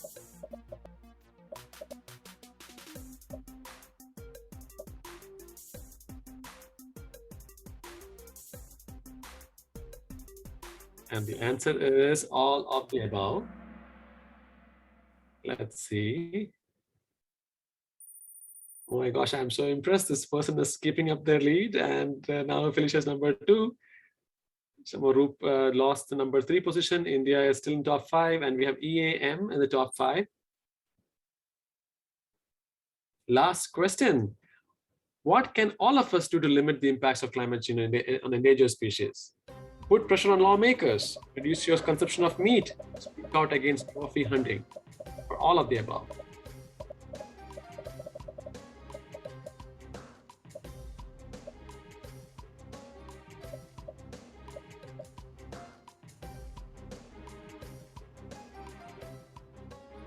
Lovely. We got most of them right. The answer is all of the above. And let's look for the final result. Number 3 is Felicia from San Antonio. NIFS number 2. Oh my gosh, the last step. Somebody actually overtook NIFS. Who's this? EAM. I don't know who EAM is, but I'm sure they wish if they had given their actual name now. Thank you so much for participating in the Kahoot. So now you know how Kahoot works. But you all earn the Climate Change Trailblazer badge. So we will send you a link on how you can download the badge, so that you can start the next level, and also you can post the Trailblazer badge on social media platforms, however you feel like. Okay, so that is the end of Kahoot. Now let's take some questions from audience for our panelists. I know we are already slightly over the time limit, but let's see.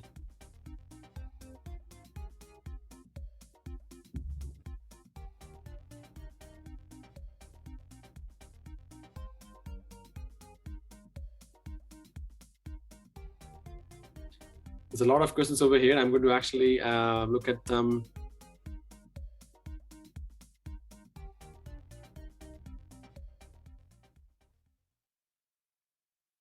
So there's a question on what is the difference between weather and climate, difference between global warming and climate change.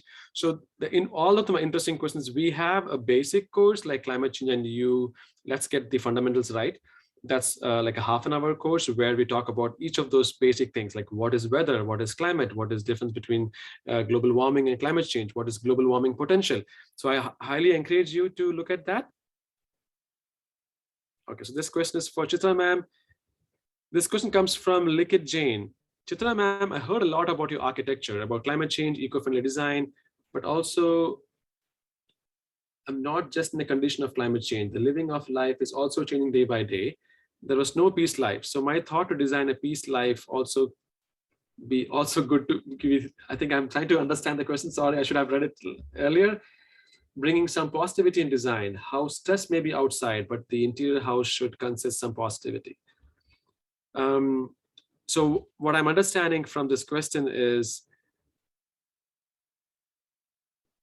Sita ma'am talked about architecture, the passion for architecture, be it big or small projects. She encouraged you to look beyond yourself and engage conversations with others. This person is asking how to also bring peace, positivity in the space.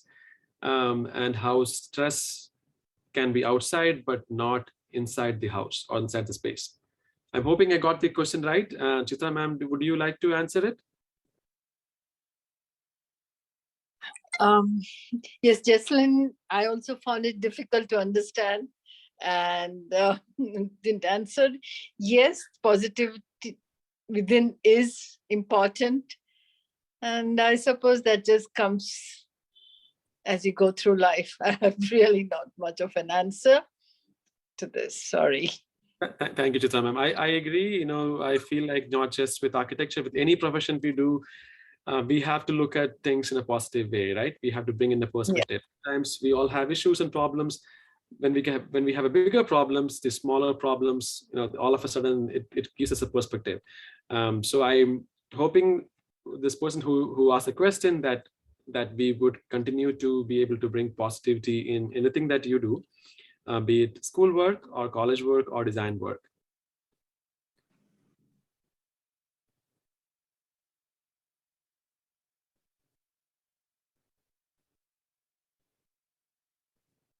Okay, I'm looking for more questions.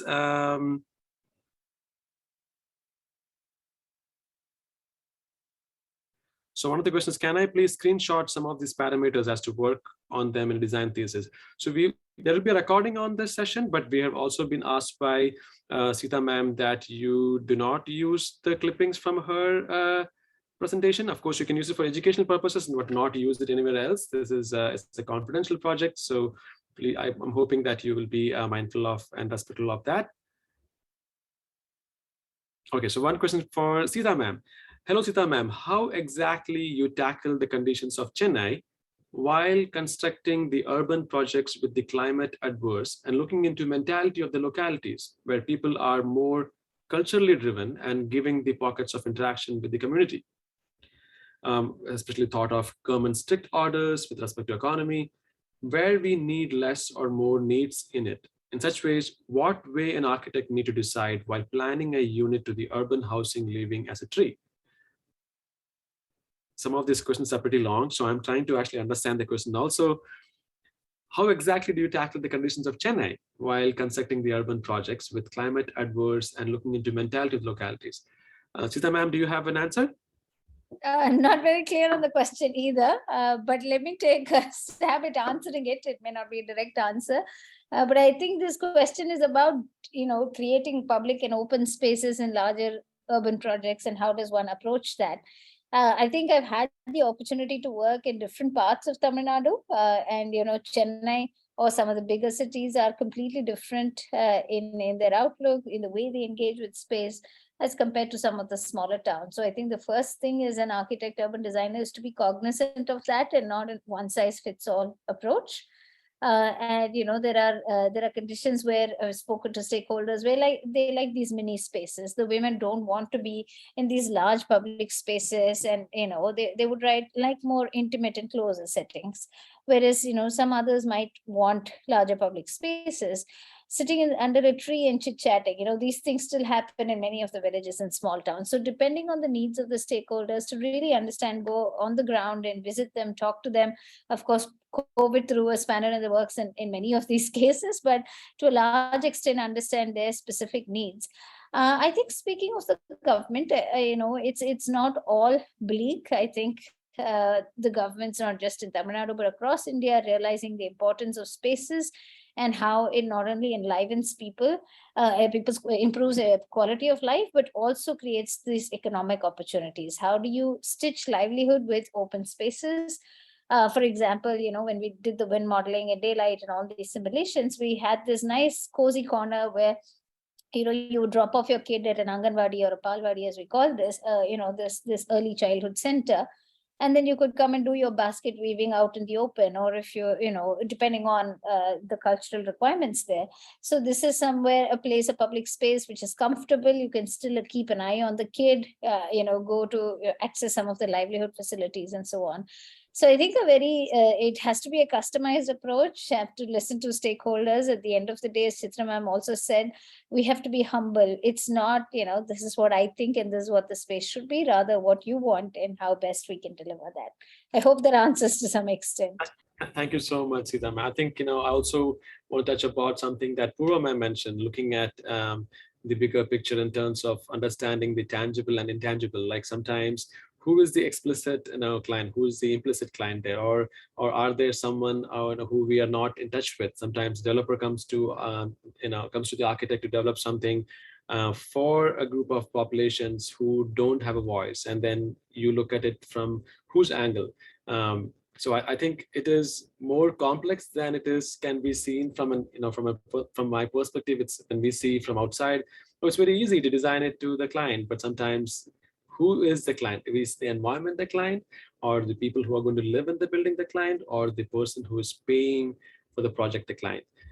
So it is a tricky position, and I would like to hear, Purva ma'am, if you have any thoughts on that.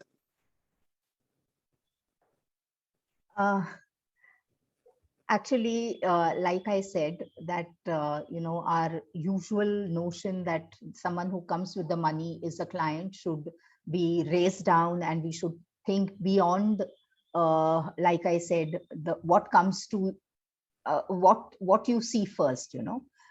We have to connect the dots, and like we know that there is a natural ecosystem, there's also a social ecosystem that we have to consider, and how these decisions that we take not only affects the project that we are doing, but also how this project interacts with the neighborhood, and the neighborhood interacts with the larger urban context. Thank you, ma'am. A couple more questions. One is a general question on any books recommended for sustainable architecture. So if you have any recommendations, you can also type in the chat window. And another one for Chitra ma'am, what are your views about greenwashing in architecture? I do remember this question coming up, before this session.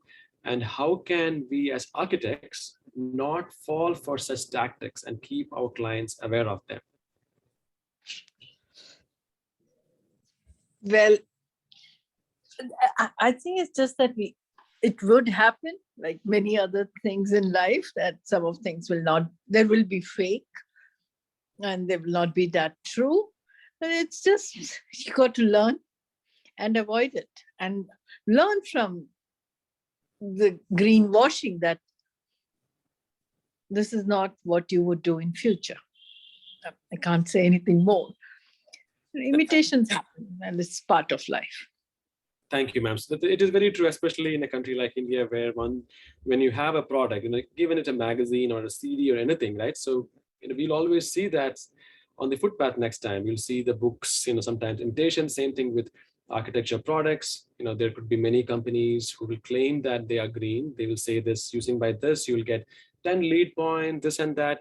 So I feel as professionals, building professionals, we should educate ourselves on what is that they're trying to sell and understand if it is true or not before we recommend it to our clients, right?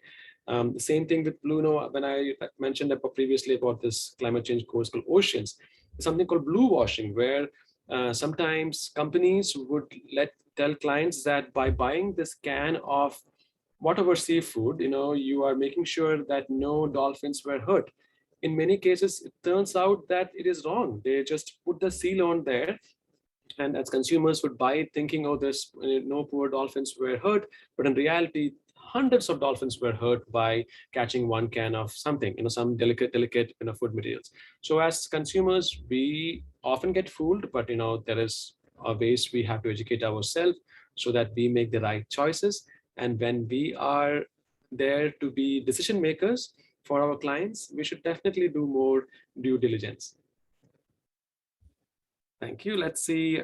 We have a few internship requests for all of you guys. So I hope after this, you may get a flood of emails to part of your project. That's wonderful news.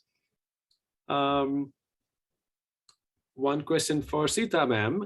Housing in low-lying areas like Chennai or other cities near water bodies or monsoon conditions, I'm assuming such as, Tamil Nadu or Kerala or any other place where we have a lot of rain, how can it be refurbished for climate adaptation and disasters?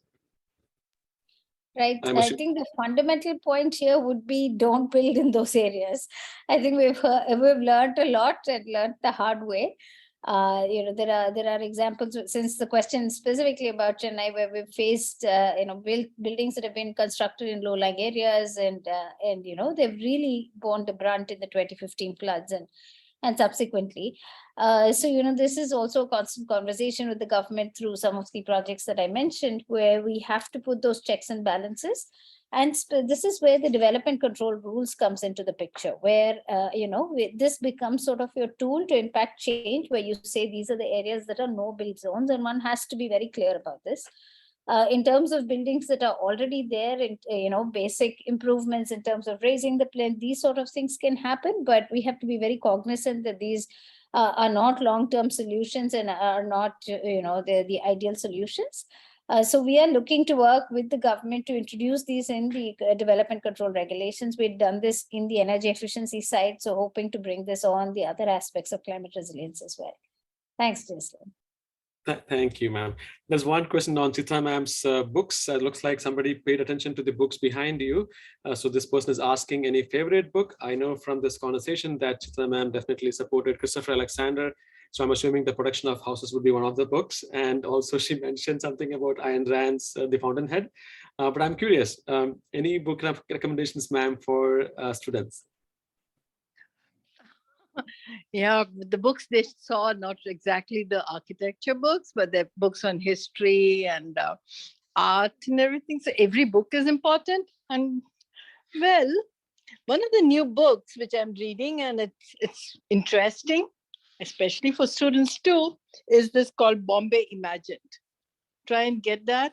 This is by Robert Stephens. It's an interesting book in how various architects and various others also had imagined Bombay, and you really don't see the construction that way, or things have happened in that way in Bombay, but it's great to see it as an imagination. Thank you for sharing that. I took a note myself too, Bombay Imagined. Thank you. Yeah. All right, so let's see what else we have here.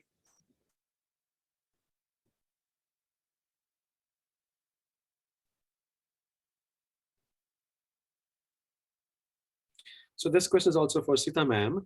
I was quite amazed and captivated by your thought process in the housing development.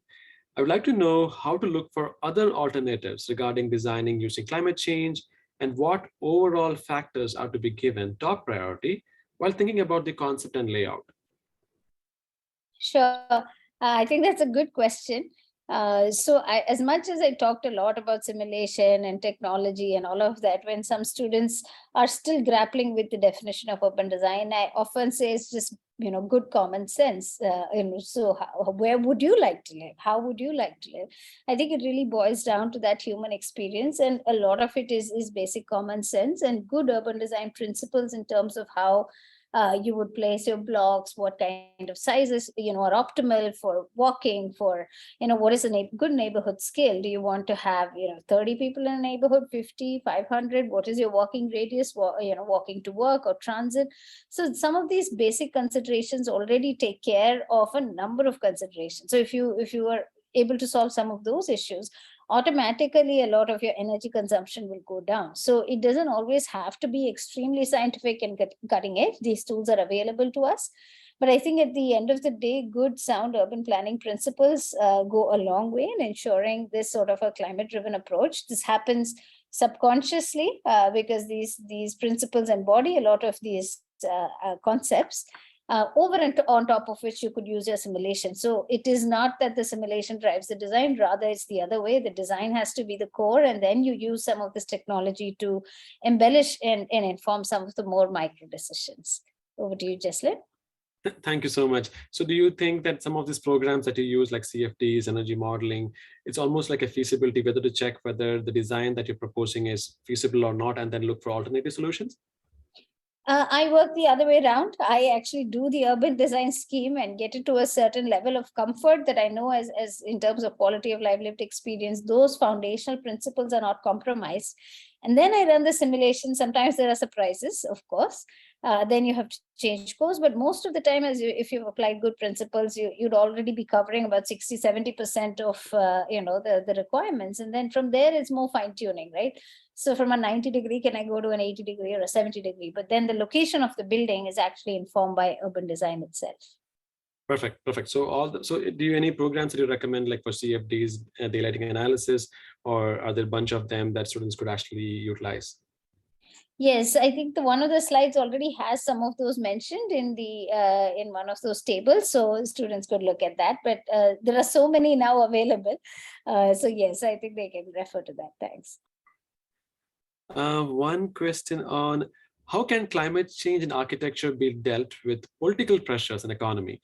I think all three of you touched on this in your session, but I'm curious, how can climate change in architecture be dealt with political pressures and economy? So I'm assuming this is when the government says something, the government has pressure, the government relates that pressure to the public, and then there is economic pressure, like sometimes you cannot build over a certain budget or this and that. And you have, on top of that, you have to embrace, of course, architecture to the core, and then how now you have also to address climate change. So how is this, what is the happy medium? I'm assuming that is the question, the essence of the question.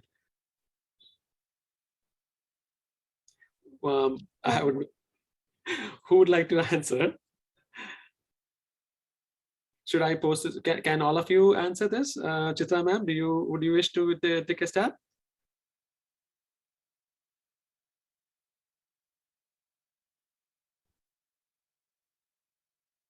Sita ma'am? Can it begin with Sita? I need to charge my phone. Of course, yes. Yeah. Sure. So we're talking about the political and economic challenges, right, in bringing this to fruition. And that's a struggle. That's my everyday struggle, right? So often as architects, as Purva ma'am was also mentioning, we need to convince through visuals. We put in all this energy, late night hours that students know so well. You've worked day and night, you've given your life, your passion, and then you have to present this, and they'll be like, so what's the total cost, ma'am?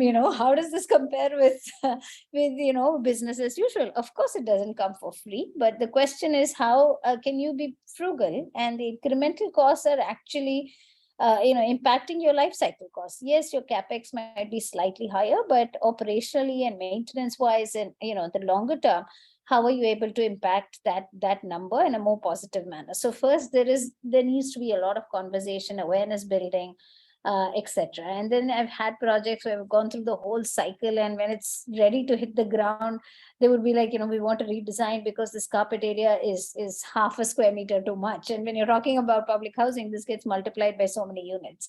So one has to have belief in the process, and as Jesselyn was mentioning, great persuasion skills.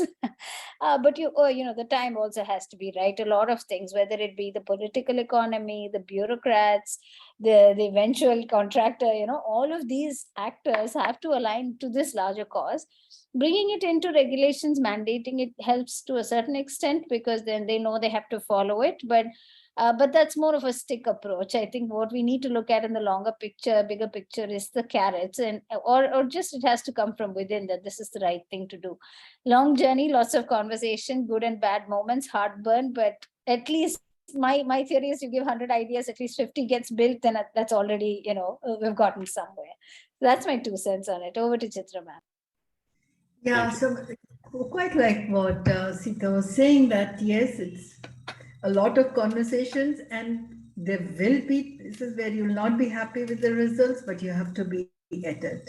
Like my husband worked on rainwater harvesting bylaws in Bangalore. It's doing quite well. It's still, you will have people saying that, okay, maybe we'll not do this, we'll bribe the officials and we can get away from it. But no, if you keep insisting, you can do it.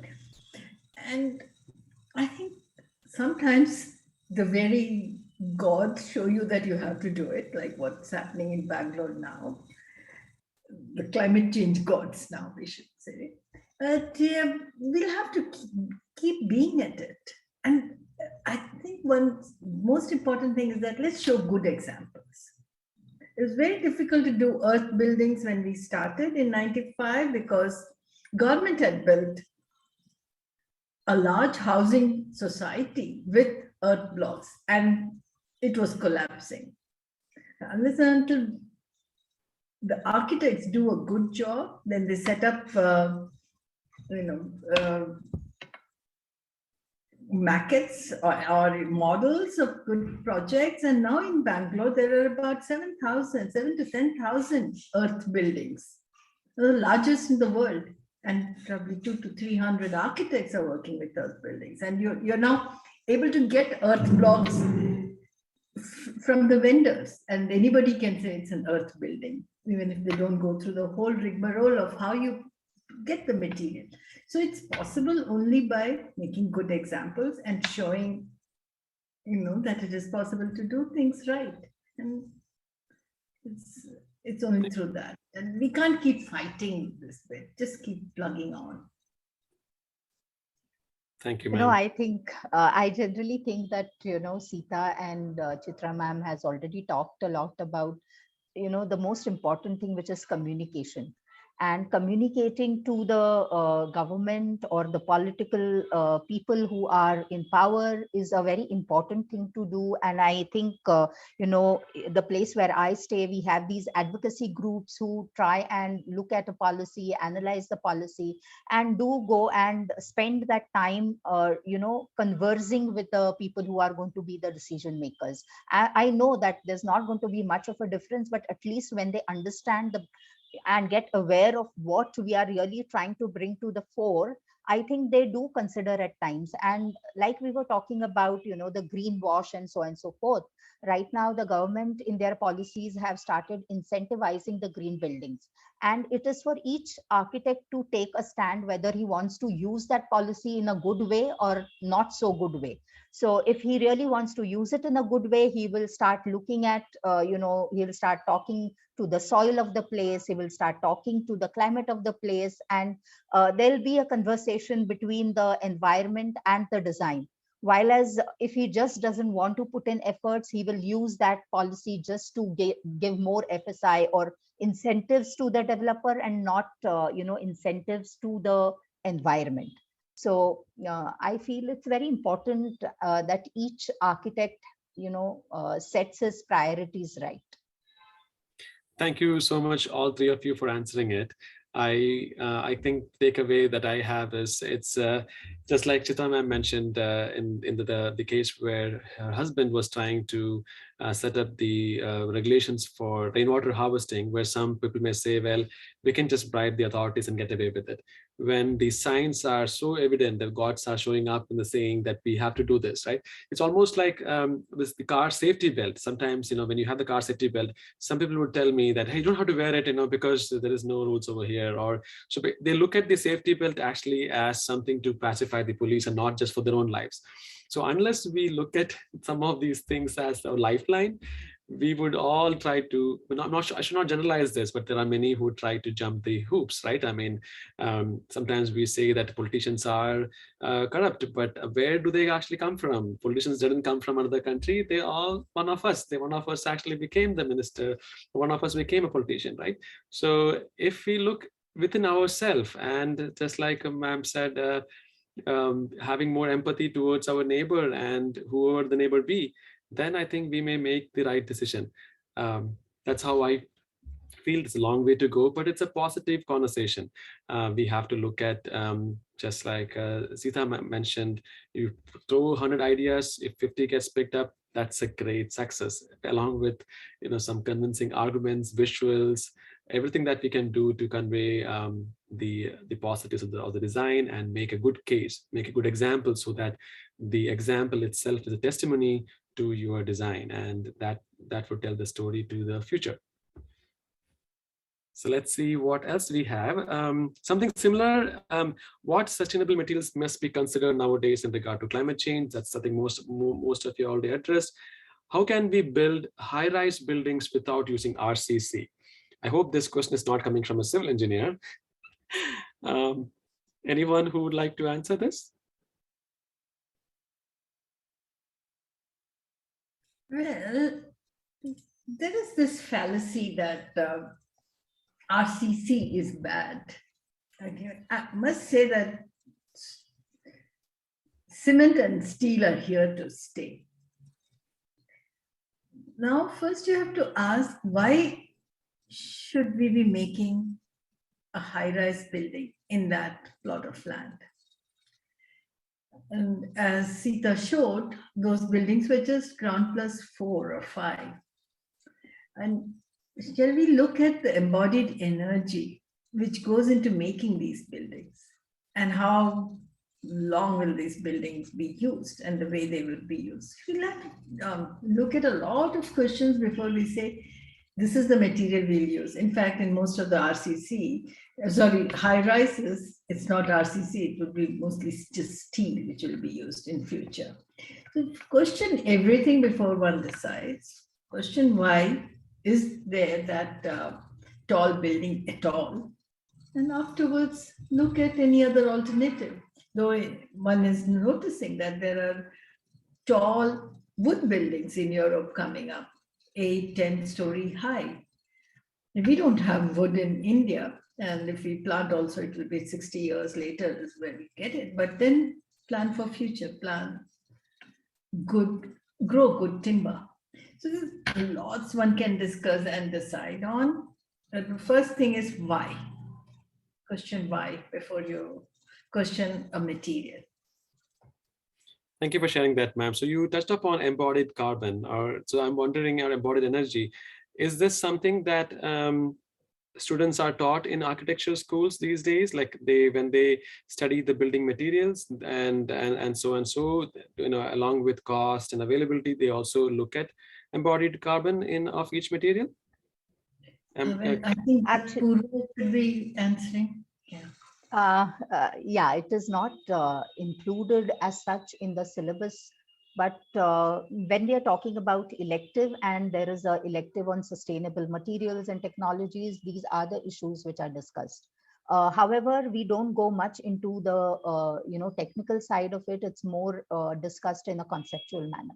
But I think conceptual understanding is a route to become more aware and sensitive and take decisions for your own self. Thank you, ma'am. Looks like we are moving in the right direction. Of course, there's a long way to go for syllabuses. Like I know I didn't introduce myself. I did my civil engineering from College of Engineering, Trivandrum. I didn't actually like it so much. I didn't like it at all. I felt like we were textbook fed. I was looking for more practical experience. It was not there. When I came to the US to do my construction management, that is when I found my passion in sustainability. I did work for a couple of architects in Bangalore. Some of you may know him. One is Jason Fountainhead. He of course likes the book, I guess. And then I used to work for a developer who used to work for Jason Fountainhead, and some other architects like Pushpa ma'am and Jay Kumar. So they used to work with clay blocks, built if in I think Kozhikode, Kerala, they would build there. It's like that was their main building material. And that's how I started feeling my space. I felt like there is much more we can do as professionals. Now, and I also feel even now that the syllabus in India, be it engineering or architecture, sometimes we need to keep up with the speed. At least architecture has an option of electives. I don't know if engineering has an option right from the beginning. In the 4th year, something we have an elective option. Even those electives, there's also already prescribed. So it's not like you can go outside of what is there. And sometimes that is needed, I feel, for innovation, because when you are taught this is the way to think, then sometimes students take it for word by word. You're confining their thinking process. When you give them a free thought, and this is just my opinion, and I'm curious to hear your thoughts too, I feel then you are allowing them to think beyond the frontier, beyond the boundaries of nominal thinking. What do you think, Sita? Having gotten an education from Anna University and from School of Urban Design in Harvard, do you think there is a room for improvement in how we teach in India? Interesting question. I have introspected on this. My information may be dated by several years. But I think the Indian education system, as far as I was a student, was very function driven. When we did designs in school, it was always, does it work? Can it be built? Why is this so fancy? So it was always very grounded in the practicalities. And then I went for my first semester at Graduate School of Design, where sky was the limit. You would just propose anything, and there was that complete sort of blue sky thinking and the space for it. And I remember asking one of my professors, because it was a night and day shift for me in thinking. And, first semester I was trying to figure out what this is all about. And he's like, first thing, then we'll figure out how to do it. Because if it's a good idea, there's always a way to do it. So I think, the thinking process of opening up the mind and being able to explore, that I found to be very valuable in the American system.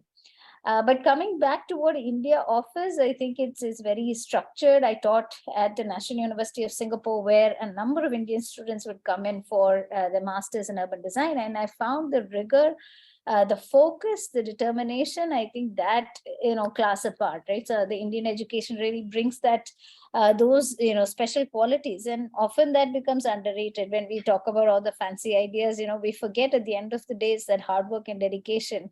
And you could see the quality that came out. So I think a blend of both of this, if our education system could be a little bit more open-minded, allow for that creative exploration at different levels, while sticking to what works very well for us in terms of that, rigor and sort of commitment to the learning. I think that would be a great combination. Thanks. Thank you, Sita ma'am. Chitra ma'am and Purva ma'am, do you have any take on that? Well, I'm just going back to my studies undergraduate in CEPT, and I would say that there it was what Sita was talking like in GSD at the graduate level itself, and it helped us a lot. It helped us a lot even in terms of how do you interact with teachers, how open and person would be, your seniors and your teachers, and that made us aware of the idea of creativity, idea of imagination. Yes, it's only after work that when we started the office and we started working that we had to learn the rigor of the profession. I wish the schools concentrated on how does one become part of a team rather become this diva. So that's something which I think would be nice to be taught, because especially I worked with a group which used to come from Bern University to India, and we used to take these classes. And, you would have students who were civil engineers, quantity surveyors, and architects together. And the design job would be given together. So it's not only an architect designing, you would also have the civil engineering students talking about the structure of it, and a cost would come into the project. And even if it's not just one architect, there'll be 3-4 architects, and they would have their own USPs. So they would work it out together. Each person has one's own skill set which they bring in. And the project would be really nice. So which is what we don't have in our schools. We tend to make them these individual heroes. If we can start having a proper place. So you have engineering colleges. TKM is an engineering college. Why don't the civil engineer and architects work together in a design project? Right. Students, teachers together. So that would be needed. And with that, I think now in this era, I think these numbers about climate change, the embodied energy, carbon, etc., should be taught as the basics. As we teach climate or we teach structures, this also should be part of the basics. It cannot be a course you take as an aside, but I think it should be all part of the design studios. True. I completely echo with that sentiment. I feel communication and working together with other professionals is the key to any profession. I think, when you are taught to work on your own and when you're outside, that you have to coexist, right? Even if it is in a relationship, you have to coexist with somebody else. So you have to know to make compromises, you have to make negotiations, you have to communicate your ideas, your feelings to them. So I think that is something which has been missing during my school year too. I did my engineering from College of Engineering Trivandrum, where they also had architecture. And I always was in awe of the architecture students. I always felt that, they had more fun, they had more field trips, they talked about practical problems, but I never thought about this collaborative approach. But I would love to actually have something like that in colleges. Like if colleges have the option of working with civil engineering students and management students to convey their ideas, to become better communicators. I think if I were to put my, 1 cent in any of the colleges, I would say strong communication along with being self-aware would make us all better individuals. We could be aware of what is happening within us, and at the same time having empathy towards where the other person is coming from. That will make us better individuals, better partners, better husbands, wives, lovers, and above all, better professionals too. But I'm curious now to ask Purva ma'am also about this. Actually, I'm right in the middle of this education ecosystem. And I feel that, yes, there were restrictions earlier, but it depends on the school and what the school believes. Because Council of Architecture came out with a guideline which said that after third year, the more number of credits should be given to electives, which gives a kind of flexibility for the school to follow what it believes in and probably take it ahead. And I think we have used this kind of flexibility at our school because we do believe that, we need to focus on certain issues which would probably, give us an identity as a school, and the kind of pedagogy and the methodology which we use for design also can be tweaked a little, because what one learns in the elective then can be applied in their design, or that is these are the basic beliefs that could be taken, or the values that we learn in electives could be then a part of the design thinking. So with us, I have had a very good experience because we decided to do solar decathlon, and typically the solar decathlon is a year-long kind of competition which needs a lot of patience, resilience in terms of engagement of students for the entire year. Normally, any competition would end maybe in, say, a month's time, that you decide you have a target for a month, but this competition is for the entire year. And the beauty of it is that we have used our elective as a tool or a framework in which we do this solar decathlon. Because generally it is master students who take part in solar decathlon, where you're thinking of making resilient, climate responsive, energy efficient buildings. So when we started doing it at our college, we had only the undergrads, and very pointed knowledge of sustainability wasn't existing. So we use the electives to, like even the GBRI courses, as well as our faculty also kind of started interacting with students with case studies and so on and so forth.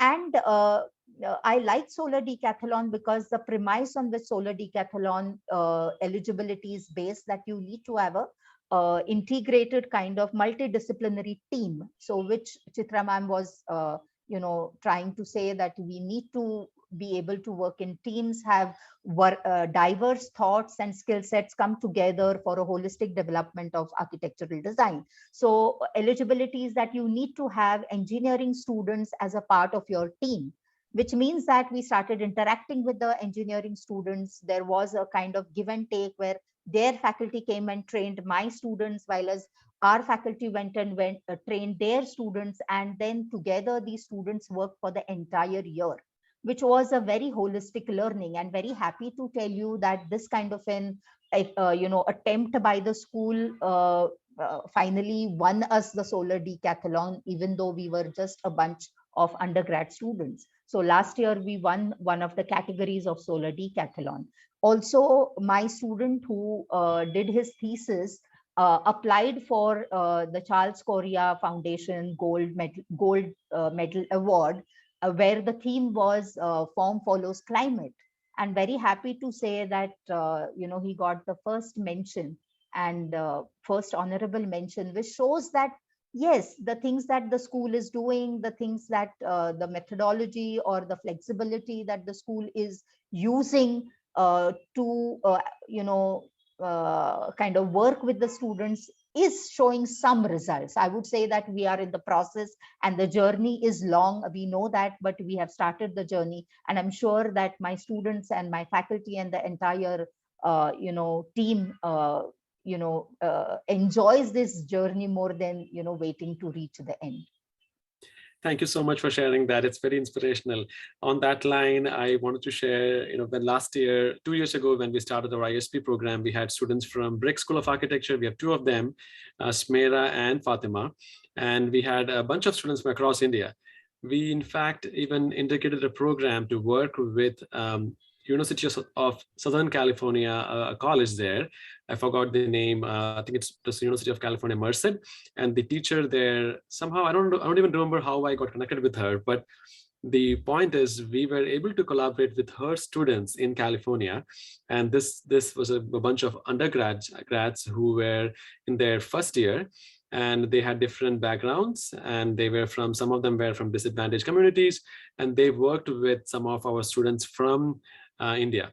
And I was there on one meeting or something like that. After that, it was very challenging, different time zones, communication issues. But at the end, some of the students mentioned that was the highlight for them during the internship program. They felt that they were able to work with them, even though it was challenging, but they felt it was very fruitful. I know sometimes many of us would like to work on our own because it is easy, nobody to control, but in the real world, we may have to work with others who may not always agree with us. And it's a good practice to start right away in the school. So anyway, I know it's been and I invited you all to talk for 16 minutes, and I should deeply apologize. It's already 120 minutes, 2 hours. At this time, I want to express my sincerest gratitude to all our speakers today. Thank you, Chitra ma'am, Sita ma'am, and Pura ma'am. I hope I get to see you all in person one of these days, and we can all go out to have some food. It could be pizza or any food that you would like to have in that neighborhood. I also want to thank our NASA officers who helped us set up this event, starting with Simar, Manokna, Tarun, and Neeraj. I know some of them are online today. And a big thank you and round of applause to Lakshmi and Harsha from GBRI team for making this event possible. Last but not least, thank you, each of you, for making time and joining us today. I hope you enjoyed the session, and I very much hope to stay in touch through social media and in person at the earliest opportunity. Thank you. Thank you, Jessalyn. I hope all of you have a wonderful rest of your evening, and good night. And I will see you guys soon. Bye then. Thanks. Great Bye. to join this. Thank you. Bye, ma'am. Bye. Bye. Lakshmi, did you share the link or? Yeah, I have shared our social media links in the chat room. Everyone, Perfect. please share it and follow. Perfect. Thank you so much. All right. Good night. Bye.